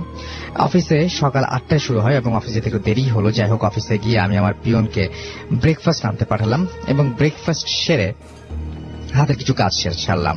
তারপর বাড়িতে একটু কথা বললাম এবং মোবাইল হাতে নিয়ে দেখলাম চার্জ নেই। মানে বাড়িতে কথা বলি এই সময়টায়, তখন দেখছি মোবাইলে চার্জ নেই, মোবাইল বন্ধ। ভাবলাম হয়তো কোনো কারণে চার্জ নেই। পরে শুনি যে বিদ্যুৎ ছিল না, যা অ্যাবনর্মাল, কারণ উনি যে এলাকায় থাকেন সেই এলাকাটিতে সাধারণত লোডশেডিং হয় না। এটা কোন এলাকায় থাকেন সেটা বললে বুঝতে পারতেন, তো বললাম না। আর এখানে যদি হয় তাহলে মানে 1-2 দিন আগে সেটা জানিয়ে দেওয়া হয়, তো যে অমুক সময় থাকবে না। ভাবলাম হতেই পারে, এরকম একটা অঘটন ঘটতেই পারে। তো কিছুক্ষণ পর পিয়ন এসে আমাকে বলল যে স্যার আপনাকে ডেকেছে। তো আমি বললাম যে আমি আসছি। কিছুক্ষণ পর স্যারের রুমে ঢুকলাম। ঢোকার পরে এতই অবাক হয়েছি, স্যার আমাকে লিভ কার্ড দিয়ে বলল যান বাড়িতে ঘুরে আসুন। অবাক হওয়ার কারণ হচ্ছে যে উনি ছুটি ছাড়া সকল সমস্যার কথা শুনেন। 2 মাস ছুটি চাওয়ার পর আমাকে একবার 3 দিন ছুটি দিয়েছিলেন, আর উনি আজ আমাকে ডেকে নিয়ে ছুটি দিলেন, তা আবার 7 দিন। খুশিতে মনটা ভরে গেল। তাড়াতাড়ি করে অফিস থেকে বেরিয়ে গেলাম এবং তখন আনুমানিক 11:45 বাজে। রুম থেকে বের হব, তখনই মুষলধারায় বৃষ্টি শুরু হলো। বৃষ্টি থামলো 1 ঘন্টা পর। থামার সাথে সাথে রুম থেকে বের হলাম, তখনও ঝিরিঝিরি বৃষ্টি হচ্ছিল। তাড়াতাড়ি আমি গেলাম এবং একটা রুমে, এবং সেখান থেকে সেদিন আমি কোনো রিক্সা বা অটো খুঁজছিলাম ওই সময়, বাট কোনো কিছু পাচ্ছিলাম না এবং আমি তাই অটো পাচ্ছিলাম না, তাই রিক্সা নিয়ে গেলাম একটা জায়গায় এবং রিক্সা ভাড়া হলো 15 টাকা। আমার কাছে ছিল 30 টাকা। রাগ হলেও 30 টাকাই দিলাম। তখন 12টার মতো বাজে এবং আমার মনে পড়ছে না যে তখন কত নাম্বার গাড়ি যেন সেটা ছিল, এবং সেই গাড়িতে আমি চললাম এবং যখন আমি যেখানে আমার গন্তব্য সেখানে পৌঁছলাম তখন 3টা বাজে। আমি আসবো ঢাকায় এবং টিকিট কাটলাম। আচ্ছা, তখন 3টা বাজে। আচ্ছা, আমি ঢাকায় আসবো না, আমি আসবো ঢাকায়, তাই টিকিট কাটলাম এবং আমি একদমই মনে ছিল না যে 3টার সময় একটা ট্রেন আছে। ওই সময় 3টা ট্রেন ছিল, এখন আছে কিনা জানি না। যাই হোক, বাসের টিকিটের মূল্য ছিল 350 টাকা এবং আমি 500 টাকার একটা নোট দিলাম। উনি চিরাং থেকে আসছেন কিন্তু, এবং বাস ছেড়ে দিচ্ছে বলে তাড়াতাড়ি টিকিট নিয়ে চলে আসছিলাম বাকি টাকা না দিয়ে। পরে কাউন্টারের ম্যানেজার আমাকে ডেকে বাকি টাকাটা দিল। টাকা না নিয়ে চলে আসছিলাম এবং আমি সরি বলে গাড়িতে উঠলাম। গাড়িতে উঠতে শুরু করলাম, গাড়ি চলতে শুরু করলো। প্রথমে খুব ধীর গতিতে এবং গতি ছিল, এবং পরে প্রথমে খুব গতি ছিল, পরে সেটা অর্ধেকে নেমে আসলো। আমরা সবাই অনেকবার বলা সত্ত্বেও গাড়ি গতি বাড়ালো না ড্রাইভার। এবং আমরা যখন কুমিল্লা ক্যান্টনমেন্টের কাছাকাছি। তখন একটা পুলিশ চেকপোস্ট পড়লো এবং সেখানে কোন একটা মাদক বা কোন একটা ধরা পড়েছিল এবং আমাদের পাশের এবং একজন লোককে বাস থেকে নামানো হলো এবং সে আমাদের পাশের সিটেই ছিল। তো আমি তো অবাক, যেটা কি করে সম্ভব। যাই হোক, তখন প্রায় সন্ধ্যা হয়ে আসছে, বাড়িতে কোনো যোগাযোগ হয়নি, কারণ মোবাইল ফোনের চার্জ নেই, আর অন্যভাবে যোগাযোগ করিনি। ভাবলাম যে সারপ্রাইজ দেব সবাইকে। আমার বাসটা পুলিশ আটক করলো এবং আমরা যাত্রীরা পড়লাম বিপদে। আমি পুলিশকে নিজের পরিচয় দিয়ে সাহায্য নিয়ে অন্য একটা বাসে করে ঢাকার উদ্দেশ্যে রওনা দিলাম। বাসের কন্ডাক্টরকে বললাম যে ভাই, আমাকে অমুক জায়গায় নামিয়ে দিবেন, সায়দাবাদ নামিয়ে দিবেন বলে গাড়িতে উঠলাম এবং গাড়ি চলতে শুরু করলো খুব ধীরে। যখন শীতলক্ষা ব্রিজ পার হলাম, ব্রিজ পার হওয়ার তখন খুব ঘুম পাচ্ছিল আমার, কারণ দুপুরে খাওয়া হয়নি, আগের বাস স্টপেজ দেয়নি। এটা নিয়েও তখন অনেক কথা হয়েছিল, যা বাস চালক কানেই নেয়নি। যাই হোক, আমি কোন রকম ভাবে ঘুম ঠেকাতে পারছিলাম না, যদিও অনেক চেষ্টা করছিলাম। ঘুমিয়ে পড়লাম এক সময়। ঘুম ভাঙলো, তখন আমি দেখি যে আমি ছাড়া বাসে আর একটা যাত্রীও নেই। বাসের হেল্পার আমাকে ডেকে ওঠালো। তখন আমি জিজ্ঞেস করলাম, এটা কোথায়? তিনি বললেন, গাবতলী। আমি বললাম, ও, আমি তো সায়দাবাদ নামবো বলেছিলাম। হেল্পার বলল, আমি আপনাকে ডেকেছি, আপনি ওঠেননি। কিছু না বলে নেমে পড়লাম বাস থেকে। তখন হাতের ঘড়িতে দেখি, তাকিয়ে 11:35 বাজে। একটা সিগারেট কিনলাম, ভাবলাম কোন একটা কিছু একটা পাবো। সিগারেটটা শেষ করলাম এবং 5 মিনিট চলে গেল। দেখলাম যে একটাও টেম্পো বা কিছু পাচ্ছি না যে মহাখালী আসবো। তখন মহাখালী ফ্লাইওভারের নিচে নামলাম। যখন মহাখালী ফ্লাইওভারের নিচে নামলাম, তখন প্রায় 12টা বাজে। এত তাড়াতাড়ি চলে আসবো ভাবতেই পারি নাই। তখনও ভাবিনি যে আমার সাথে অ্যাবনর্মাল কোনো কিছু ঘটতে যাচ্ছে। 20-25 মিনিট অপেক্ষা করার পর শেরপুরে একটা গাড়িতে আসলো। সেই গাড়ি, এবং সেটা একটু পরে বুঝতে পারলাম যে কিছু একটা হচ্ছে, কারণ গাড়িতে আমি সিগন্যাল দেইনি, কিন্তু গাড়িটা আমার কাছে এসে থামলো। আমি উঠে পড়লাম গাড়িতে ওঠার পর আমি গাড়ির জানালা দিয়ে দেখলাম গাড়িতে অনেক লোক। অবাক হলাম, গাড়িতে ওঠার পর দেখি পুরো গাড়ি খালি। যাত্রী বলতে শুধু আমি একা। ভাবলাম দেখার ভুল। আর একটা বিষয় হলো, গাড়ির চালক এবং 2জন হেল্পারই সাদা পাঞ্জাবি পরা, কেউ কথা বলছে না। একটু ভয় লাগছিল। ভাড়া তারা বলে দিলেন এবং গাড়ির ভেতরে একটা সুন্দর ঘ্রাণ পাচ্ছিলাম আমি, এবং যেটা আগে কখনো পাইনি। যাই হোক, গাড়ি যখন গাজীপুর চৌরাস্তায় আসলো, তখন শুক্কুর, শহীদ আর ফখরুল নামে 3জন লোক গাড়িতে। তারা 3জনই আমাদের গ্রামের। 3জনকেই আমি খুব ভালো করে চিনি। শুক্কুর গ্রামের সম্পর্কে আমার কাকা লাগে, শহীদ আর ফখরুল লাগে ভাই। ফখরুল আমার সমবয়সী, আমরা একসাথে ক্রিকেট খেলেছি অনেক, ভুল হওয়ার কোনো চান্স নেই। তো তাদেরকে দেখে আমি খুব আনন্দে মনটা ভরে গেল এবং ভয়টা দূর হয়ে গেল। তাদেরকে দেখে এতই আনন্দিত হয়েছিলাম যে আমি ভুলেই গিয়েছি যে গাড়ি তো থামেনি, কিন্তু এরা উঠলো কিভাবে। তাদের মধ্যে শুক্কুর কাকা আমাকে জিজ্ঞেস করলো আমাদের ময়মনসিংহের আঞ্চলিক ভাষায় যে কোথায় যাচ্ছ। আমি বললাম যে কাকা, আমি বাড়ি যাচ্ছি। তো ছুটি কয়দিন? আমি বললাম যে 7 দিন কাকা। উনি বললেন যে কোথায় আছো এখন? আমি বললাম চিটাগং। আর কিছু কথা হলো না। আমি জিজ্ঞেস করলাম, কাকা আপনি কেমন আছেন? বললো ভালো। না, তিনি বললেন যে ভালো না। আচ্ছা, ফখরুল আর শহীদ কোনো কথা বললো না। আমি জিজ্ঞেস করলাম কই গিয়েছিলেন? কিছু বললো না। কিছুক্ষণ পরেই হেল্পার বলছে যে ত্রিশাল আসছে, আপনারা নামেন। আমি কিন্তু বলিনি যে আমি ত্রিশাল যাব। ভাবলাম শুকুর কাকা হয়তো বলেছে, কিন্তু শুকুর কাকা সবার আগে সিটে বসেছিল, তারপর শহীদ আর ফখরুল তারপরের সিটে আমি। ফখরুল আর শহীদ মাঝখানে বসেও আমার সাথে কথা বলেনি, অথচ শুকুর কাকার সামনে বসে আমার সাথে কথা বলছে। যাই হোক, ত্রিশাল নামলাম, দেখি ঝুড়ি ঝুড়ি বৃষ্টি এবং তারাও নামলো। ভাড়া কিন্তু নেয়নি। হাত ঘড়ির দিকে তাকিয়ে দেখি যে 1টা বাজে। মনে মনে ভাবলাম 12:25 দিকে গাড়িতে উঠলাম, 45 মিনিটে কেমন করে এত দূর রাস্তা চলে আসলাম। মনে মনে ভাবলাম যে ভুল হয়েছে হয়তো ঘড়ি দেখতে। ত্রিশাল থেকে নেমে শুকুর কাকাকে বললাম যে কাকা যাবেন কিভাবে? কাকা বলল যে চলো তো দেখি কিছু একটা পাওয়া যাবে। আমি বললাম যে বাড়ির জন্য কিছু নিতে হবে। কাকা বললেন যে আরে এখন নিও না, পরে নিও। আমি ভাবলাম যে পরে নেওয়া যাবে, দোকান খোলা নেই তেমন একটা। সিএনজি দিয়েই সাধারণত আমরা বাড়ি পর্যন্ত যাই, কিন্তু এত রাত্রে পাবো না নিশ্চিত।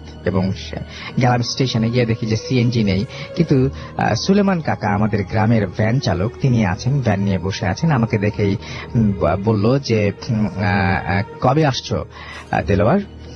এবং সেও গ্রামের ভাষায় কথা বললো আমার সাথে। আমি বললাম যে এই তো কাকা আসছি। এবং সুলেমান কাকা বলল যে বাসা যাবা? আমি বললাম যে হ্যাঁ কাকা যাব, চলেন যাই। সুলেমান কাকা বলল যে চলো। আমরা সবাই উঠলাম। সুলেমান কাকা সাদা পাঞ্জাবি পরা। আমি বললাম কি কাকা নামাজ ধরেছেন নাকি? কাকা বলল যে হ্যাঁ, মরা লাগবে না। আমি বললাম যে হ্যাঁ কাকা, ভালো করেছেন, ছিলেন না। তো সুলেমান কাকা আবার দুবাই যাবেন শুনেছিলাম। আমি বললাম যে কাকা আপনি বিদেশ যান না কেন? তো উনি বললেন যে বিদেশ যাবেন। তখন শুকুর কাকা আমাকে বলল যে আচ্ছা গাড়ি কথা বলো না, গাড়ি চালালে অ্যাক্সিডেন্ট হতে পারে, সুতরাং কথা বলো না ওর সাথে। আমি কিছু বললাম না। তখন ভ্যান চলে এসছে একটা জায়গায়, এবং সেটার নাম হচ্ছে রূপসার পুল। এবং আমি তখন আবারও আমার সেই ঘুম, বাসে যে ঘুম এসেছিল সেরকম একটা ঘুম আসতে লাগলো। এবং ঘুম ঠেকানোর জন্য অনেক চেষ্টা করলাম, কিন্তু পারলাম না, ঘুমিয়ে পড়লাম। ঘুম ভাঙলো শুকুর কাকার ডাকে, এবং ডাকটা ছিল এমন যে এসে পড়েছি। তেমনি মনে হলো যে এবং তখনই আমার মনে হলো যে এটা হচ্ছে অ্যালং জানির মোড়, আমরা নামবো। ঘুম থেকে উঠে দেখি যে শুকুর কাকা ছাড়া আর কেউ নেই। জিজ্ঞেস করলাম কাকা সবাই কোথায়, আর আমি এই বেঞ্চে কেন? বেঞ্চটা হলো দোকানের বেঞ্চ। শুকুর কাকা বলল যে তোমাকে আমি আধ ঘন্টা যাবত ডাকতেছি, তুমি ওঠো নাই। তো আমি সবাই চলে গেছে। আমি কিছু না বলে ঘড়ির দিকে তাকালাম, 3টা বাজে।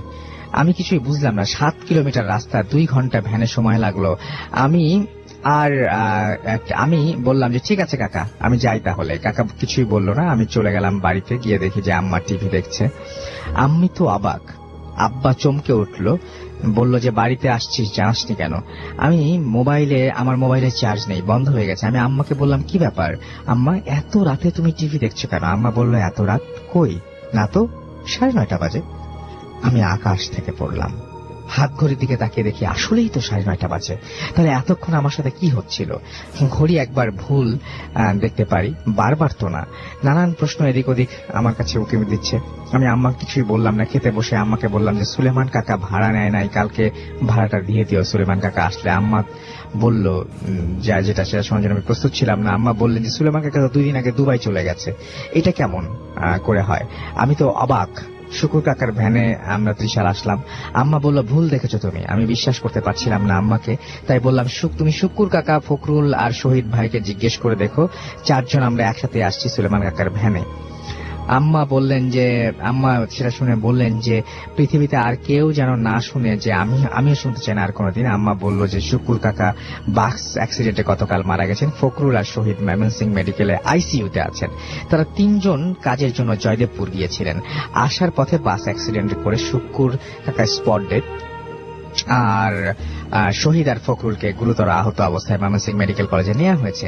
অ্যাক্সিডেন্টটা হয়েছিল ত্রিশাল নৌধারে আসার পর, আর অল্প কিছু একটু আসলেই তারা নেমে পড়তো। আব্বা তো আমাকে ততক্ষণে ঝাড়ফুঁক দেওয়া শুরু করেছে এবং কোরআন তেলাওয়াত শুরু হয়েছে। এবং পরে আমি অসুস্থ হয়ে পড়েছিলাম এবং ছুটি বাড়ানো লেগেছিল আমার। ময়মনসিংহে আমি ভর্তি হয়েছিলাম একটা হসপিটালে। কেন আমার সাথে এরকম হয়েছিল তার ব্যাখ্যা আমি আজ জানি না। আমি খুঁজি এবং অনেক বড় বড় আলেমদের জিজ্ঞেস করি, এবং জিজ্ঞেস করতে পারিনি। আমি জিজ্ঞেস করে আমি কোনো সমাধান পাইনি, ভুলতে পারি না সেই রাতের কথা। আমি, আম্মা, আব্বা, ভাইয়া, ভাবি, আপা, দুলা ভাই ছাড়া আরো কয়েকজন জানে এই বিষয়টি। অনেকে বিশ্বাস করে, আবার অনেকে বিশ্বাস করে না। আপনি বিশ্বাস করবেন কিনা আপনার ব্যাপার। এই ছিল ঘটনা। ভালো লাগলে পড়ে শোনাবেন। আমার কাছে ঘটনা হচ্ছে যে 3টার সময় রওনা দিয়ে উনি যদি ঘুরতে 9:30 বাজে, এর মধ্যে উনি ঢাকা এসছেন, তারপরে ময়মনসিংহে ত্রিশালে গেছেন। মানে কিভাবে সম্ভব? আপনার কাছে কি মনে হয় যেটা পসিবল? আমারও এই জিনিসটা জানা খুব দরকার। সেটা জানি আমাকে SMS করুন। মোবাইলের মেসেজ অপশনে গিয়ে টাইপ করুন ফুর্তি, FORTI ফুর্তি, স্পেস আপনার নাম, স্পেস আপনার মেসেজ পাঠিয়ে দিন 9840 নম্বরে। জানেন সেটা। আমরা পরবর্তী ঘটনা যাচ্ছি আমাদের পরবর্তী অতিথির কাছে। আপনার নামটা প্লিজ একটু বলবেন, তারপর আপনার ঘটনা যাবো আমরা। আসসালামু আলাইকুম, আমার নাম ফয়েজ। আমি এসেছি ঢাকার খিলগাঁও থেকে। শুনি আপনার ঘটনা। ঘটনাটা ঘটে আমার সাথে ঠিক 15 তারিখ ফেব্রুয়ারি মাসের, এই 2017 সালের। তো শুরুতে আমি আর আমার ওয়াইফ আর আমার বাবা মা আমরা একটি ফ্ল্যাটে থাকি। তো আমাদের ফ্ল্যাটের রুম হচ্ছে 3টের মধ্যে প্রথম রুমে থাকে বাবা মা, মিডল রুমটা খালি, আর শেষের রুমটাতে থাকি আমি আর আমার ওয়াইফ। তো সেই ক্ষেত্রে দেখা যায় মিডল রুমটা প্রায় সময় খালি থাকে, আর আমাদের রুমে আমরা 2 জন। তো আমার ওয়াইফ, মা আর আমার ভাই ওরা গ্রামের বাড়িতে গেল 13 তারিখ সকালে। তো 13 তারিখ ওরা যাওয়ার কারণে আমি অফিসের জন্য আর যাইতে পারি নাই। তো না যাইতে পারার কারণে আমি সন্ধ্যায় বাসায় ফিরি। বাসায় ফেরার পরে খাবার দাবার শেষ করে আমার সময় মতো আমি ঘুমাই। তো ঘুমালে দেখা যায় যে রাত্রে একটা সময়ে মানে হঠাৎ ঘুম ভাঙে, আর ঘুম ভাঙার পরে আমি ভয় পাই। স্বাভাবিক আমরা সবাই যখন ঘুমাই, ঘুমের ভিতরে ভয় পাওয়ার পরবর্তীতেই আমাদের ঘুমটা ভাঙে, কিন্তু আমার ক্ষেত্রে হয় বিপরীত। তো আমার ঘুমটা ভাঙার পরে আমি ভয় পাই। তো এইভাবে সোমবার রাত্র আমার কাটলো। কাটার পরে মঙ্গলবার রাত্রে আমার তেমন আর কোনো প্রবলেম হয় নাই। আর সবচাইতে বড় কথা যেটা, যে আমি এই বাসায় উঠার পর থেকেই আমার জানালার 2টাতে থাই লাগানো। তো এই থাইয়ের ভিতরে একটা থাইয়ের এক কর্নারে দেখা যায় যে প্রায় সময় কে যেন একটা ঢিল ছড়ে, ছোট একটা পাথরের কণা ফিকলে ঠিক যেরকম একটা আওয়াজ হয় গ্লাসে, ঠিক সেই আওয়াজটাই। আচ্ছা, তো আমি অনেক ক্ষেত্রে অনেক সময় জানালার পর্দা বা ঘর থেকে বের হয়ে মানে অনেকভাবে খোঁজাখুঁজি করে দেখলাম যে আসলে কিছুই নাই। তো না থাকার কারণে একটা পর্যায়ে আমি আমার ওয়াইফে বিষয়টা শেয়ার করি। তো করার পরে ও বিষয়টা অতটা পাত্তা দেয় নাই।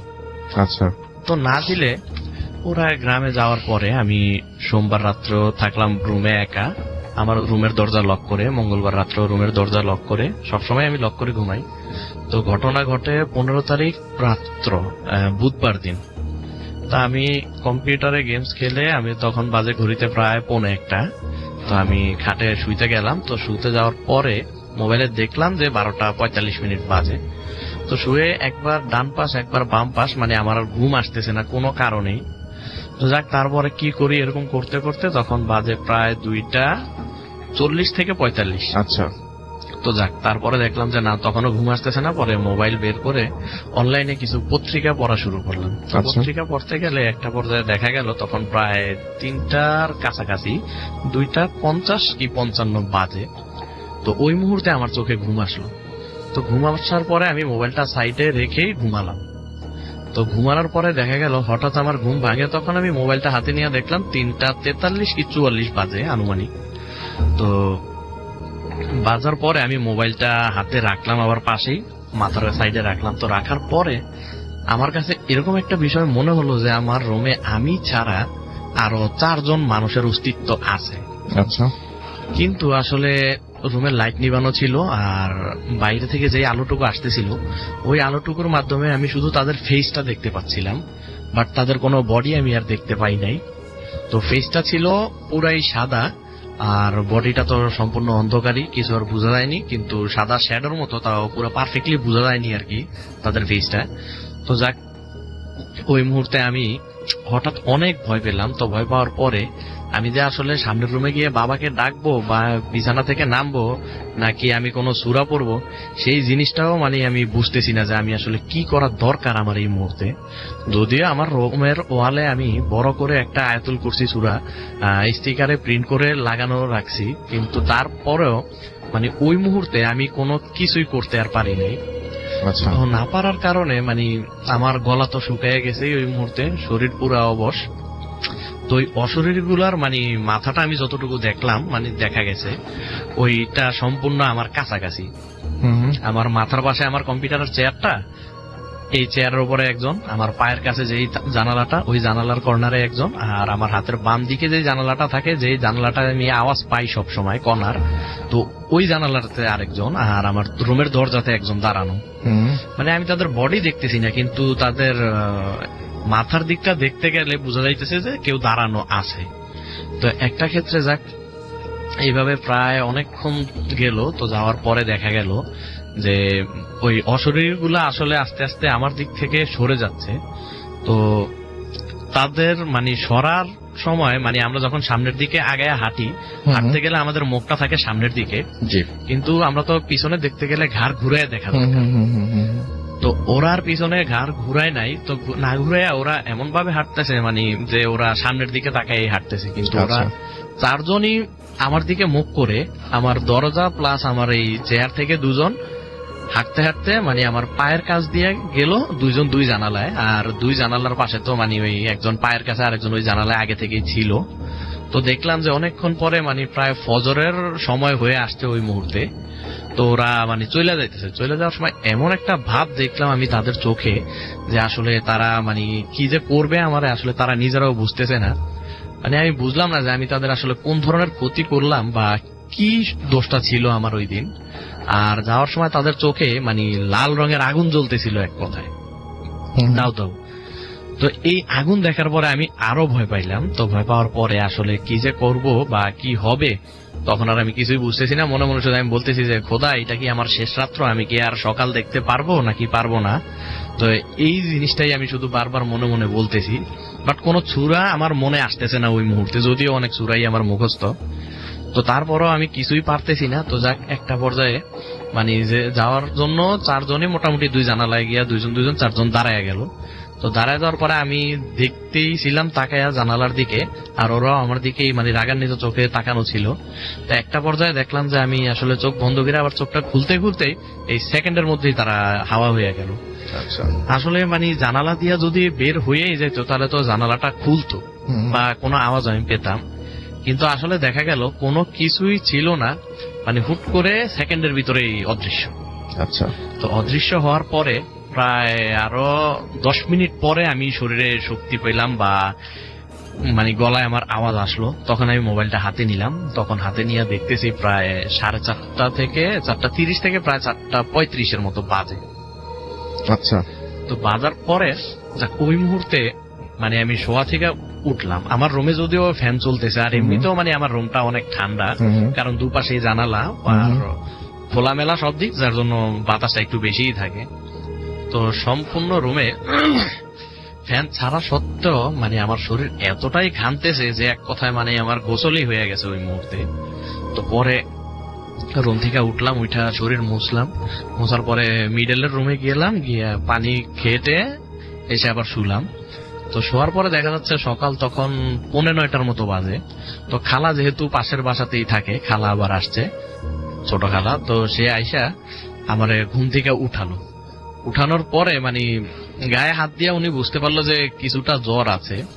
তো আমিও বাস আমার মতো উঠা গা গোসল ধুয়ে সকালে নাস্তা করেই অফিসে চলে গেলাম। তো যাওয়ার পরে সারাদিন আমি আর ঠিকঠাক মতো আমার কোনো কাজকর্মে মন বসাতেও পারি নাই, আর কোনো কাজ করতেও পারি নাই। তো অফিস থেকে দেখা গেল বিকাল দিকে আমি এবার ছুটি নিয়ে বাসায় চলে আসলাম। চলে আসার পরে সেই দিন রাত্রে আমার অনেক জ্বর আসছিল। আসলে কি থেকে বা কি কারণে আমি কিছুই বুঝলাম না। তো জ্বরটা আসার পরে রাত্রে আবার খালা এসে অনেকক্ষণ ডাকাডাকি করলেন। তো করার পরে খালা আবার চলে গেলেন বিরক্ত হয়ে। একটা পর্যায়ে আমি উঠি নাই। তো খালা চলে যাওয়ার পরে অনেকক্ষণ পরে আমি ঘুম থেকে উঠলাম। উঠার পরে শুনতে পারলাম যে খালা আসছিল বাসায়, বকাঝকা করে গেছে। আমি ঘুম থেকে উঠি নাই সারাদিন না খাওয়া এই জন্য। তো পরে মুখ হাত ধুলাম, ধোয়ার পরে খালা আবার আসলো বাসায়, খাবারটা আবার দিলেন। তো খাবারটা আবার খাওয়া শেষ করলাম। তারপরের দিন আমি আবার আমার খালতো ভাইকে বললাম যে তুমি একটু থাকো আমার সাথে আজকে, আমি আসলে ভয় পাইছি অনেক। তো আজকে দেখি আসলে এই ধরনের কোনো ঘটনা ঘটে কিনা। তো সেই দিন রাত্রে ওই ধরনের কোনো ঘটনাই আর ঘটে নাই, কিন্তু জানালায় যে ছোট কণা বা পাথর জাতীয় জিনিস ছুড়লে যেরকম একটা আওয়াজ হয়, ওই আওয়াজটা কিন্তু ঠিকই ছিল, মানে আগের তুলনায় অনেকটা কম। তো সেই আওয়াজটা আমি আজকে প্রায় 1.5 বছর যাবত এই বাসায়, এই এখনো মানে আজকে সন্ধ্যা পর্যন্ত আওয়াজটা আমি শুই না, তারপরে আসছি। তো আওয়াজটা আমার এখনো যায় নাই, কিন্তু কি জন্য এই আওয়াজটা বা কোন কারণে সেটা এখনো আমি বুঝতে পারি নাই। তো আসলে যদি আপনাদের কারো কাছে এইটার কোনো ব্যাখ্যা থাকে তাহলে জানাবেন, খুবই উপকৃত হব। এই ছিল আমার ঘটনা।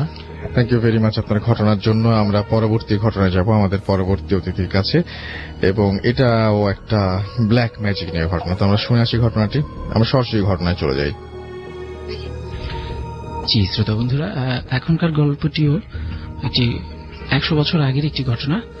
ঘটনাটি একটি ব্ল্যাক ম্যাজিককে নিয়েই। তো ঘটনার মধ্যে সর্বপ্রথমে আসেন হরিলাল নামের একজন ব্যক্তি, যিনি দেখতে অসম্ভব সুদর্শন ছিলেন। দেখতে এতটাই সুদর্শন ছিলেন যে দৃষ্টি এড়ানো তার কাছ থেকে আসলেই অসম্ভব।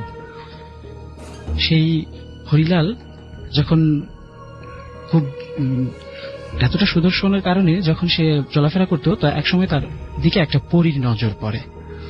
সে পরীটা একসময় তাকে তুলে নিয়ে চলে যায়, কিন্তু সেই পরী তাকে তুলে নিয়ে চলে যাওয়ার পর দীর্ঘদিন সেই এলাকাতে বা তার পরিবারের মধ্যে কোনো সন্ধান পাওয়া যাচ্ছিল না। এমন সময় যে পরীদের রাজ্যে সেই হরিলালকে নিয়ে যাওয়া হয়, সে পরীদের রাজ্যে হরিলালকে নিয়ে গিয়ে তার মতি ভ্রম করে তাকে অনেক ব্ল্যাক ম্যাজিক শেখানো হচ্ছিল।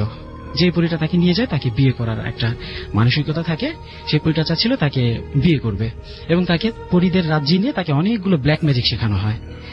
কিন্তু সেই যে পরীটা হরিলালকে নিয়ে যান, সেই পরীদের রাজ্যের অন্য আরেকটা পরী হরিলালকে দেখে পছন্দ করে ফেলেন এবং সেই দুটো পরীর মধ্যে যে হরিলালকে যে নিয়ে যায় এবং যে হরিলালকে দেখে পছন্দ করে, সেই দুটো পরীর মধ্যে তাদের মধ্যে আবার কিছুটা রেষারেষির সৃষ্টি হয় যে হরিলালকে ওই পরীটা বিয়ে করবে। হরিলাল এতটা সুদর্শন ছিল। তো সেই মুহূর্তে একসময় অপোজিশনে যেই পরীটা ছিল একসময় যখন বুঝতে পারে যে না, হরিলালকে পাওয়া সম্ভব নয়, কারণ যে পরীটা হরিলালকে নিয়ে এসেছে সে তাকে সেই সুযোগটা দিচ্ছে না। একসময় যে পরীটা একসময় তাকে দেখে পছন্দ করে, সেই পরীটা একসময় হরিলালের মতিভ্রমটাকে ভালো করে তাকে বলে দেয় যে তুমি আসলে এই রাজ্যের নয়, তুমি মানুষ নয়, তোমাকে এই প্ল্যান করে এই বইটা তোমাকে নিয়ে আসছে। তখন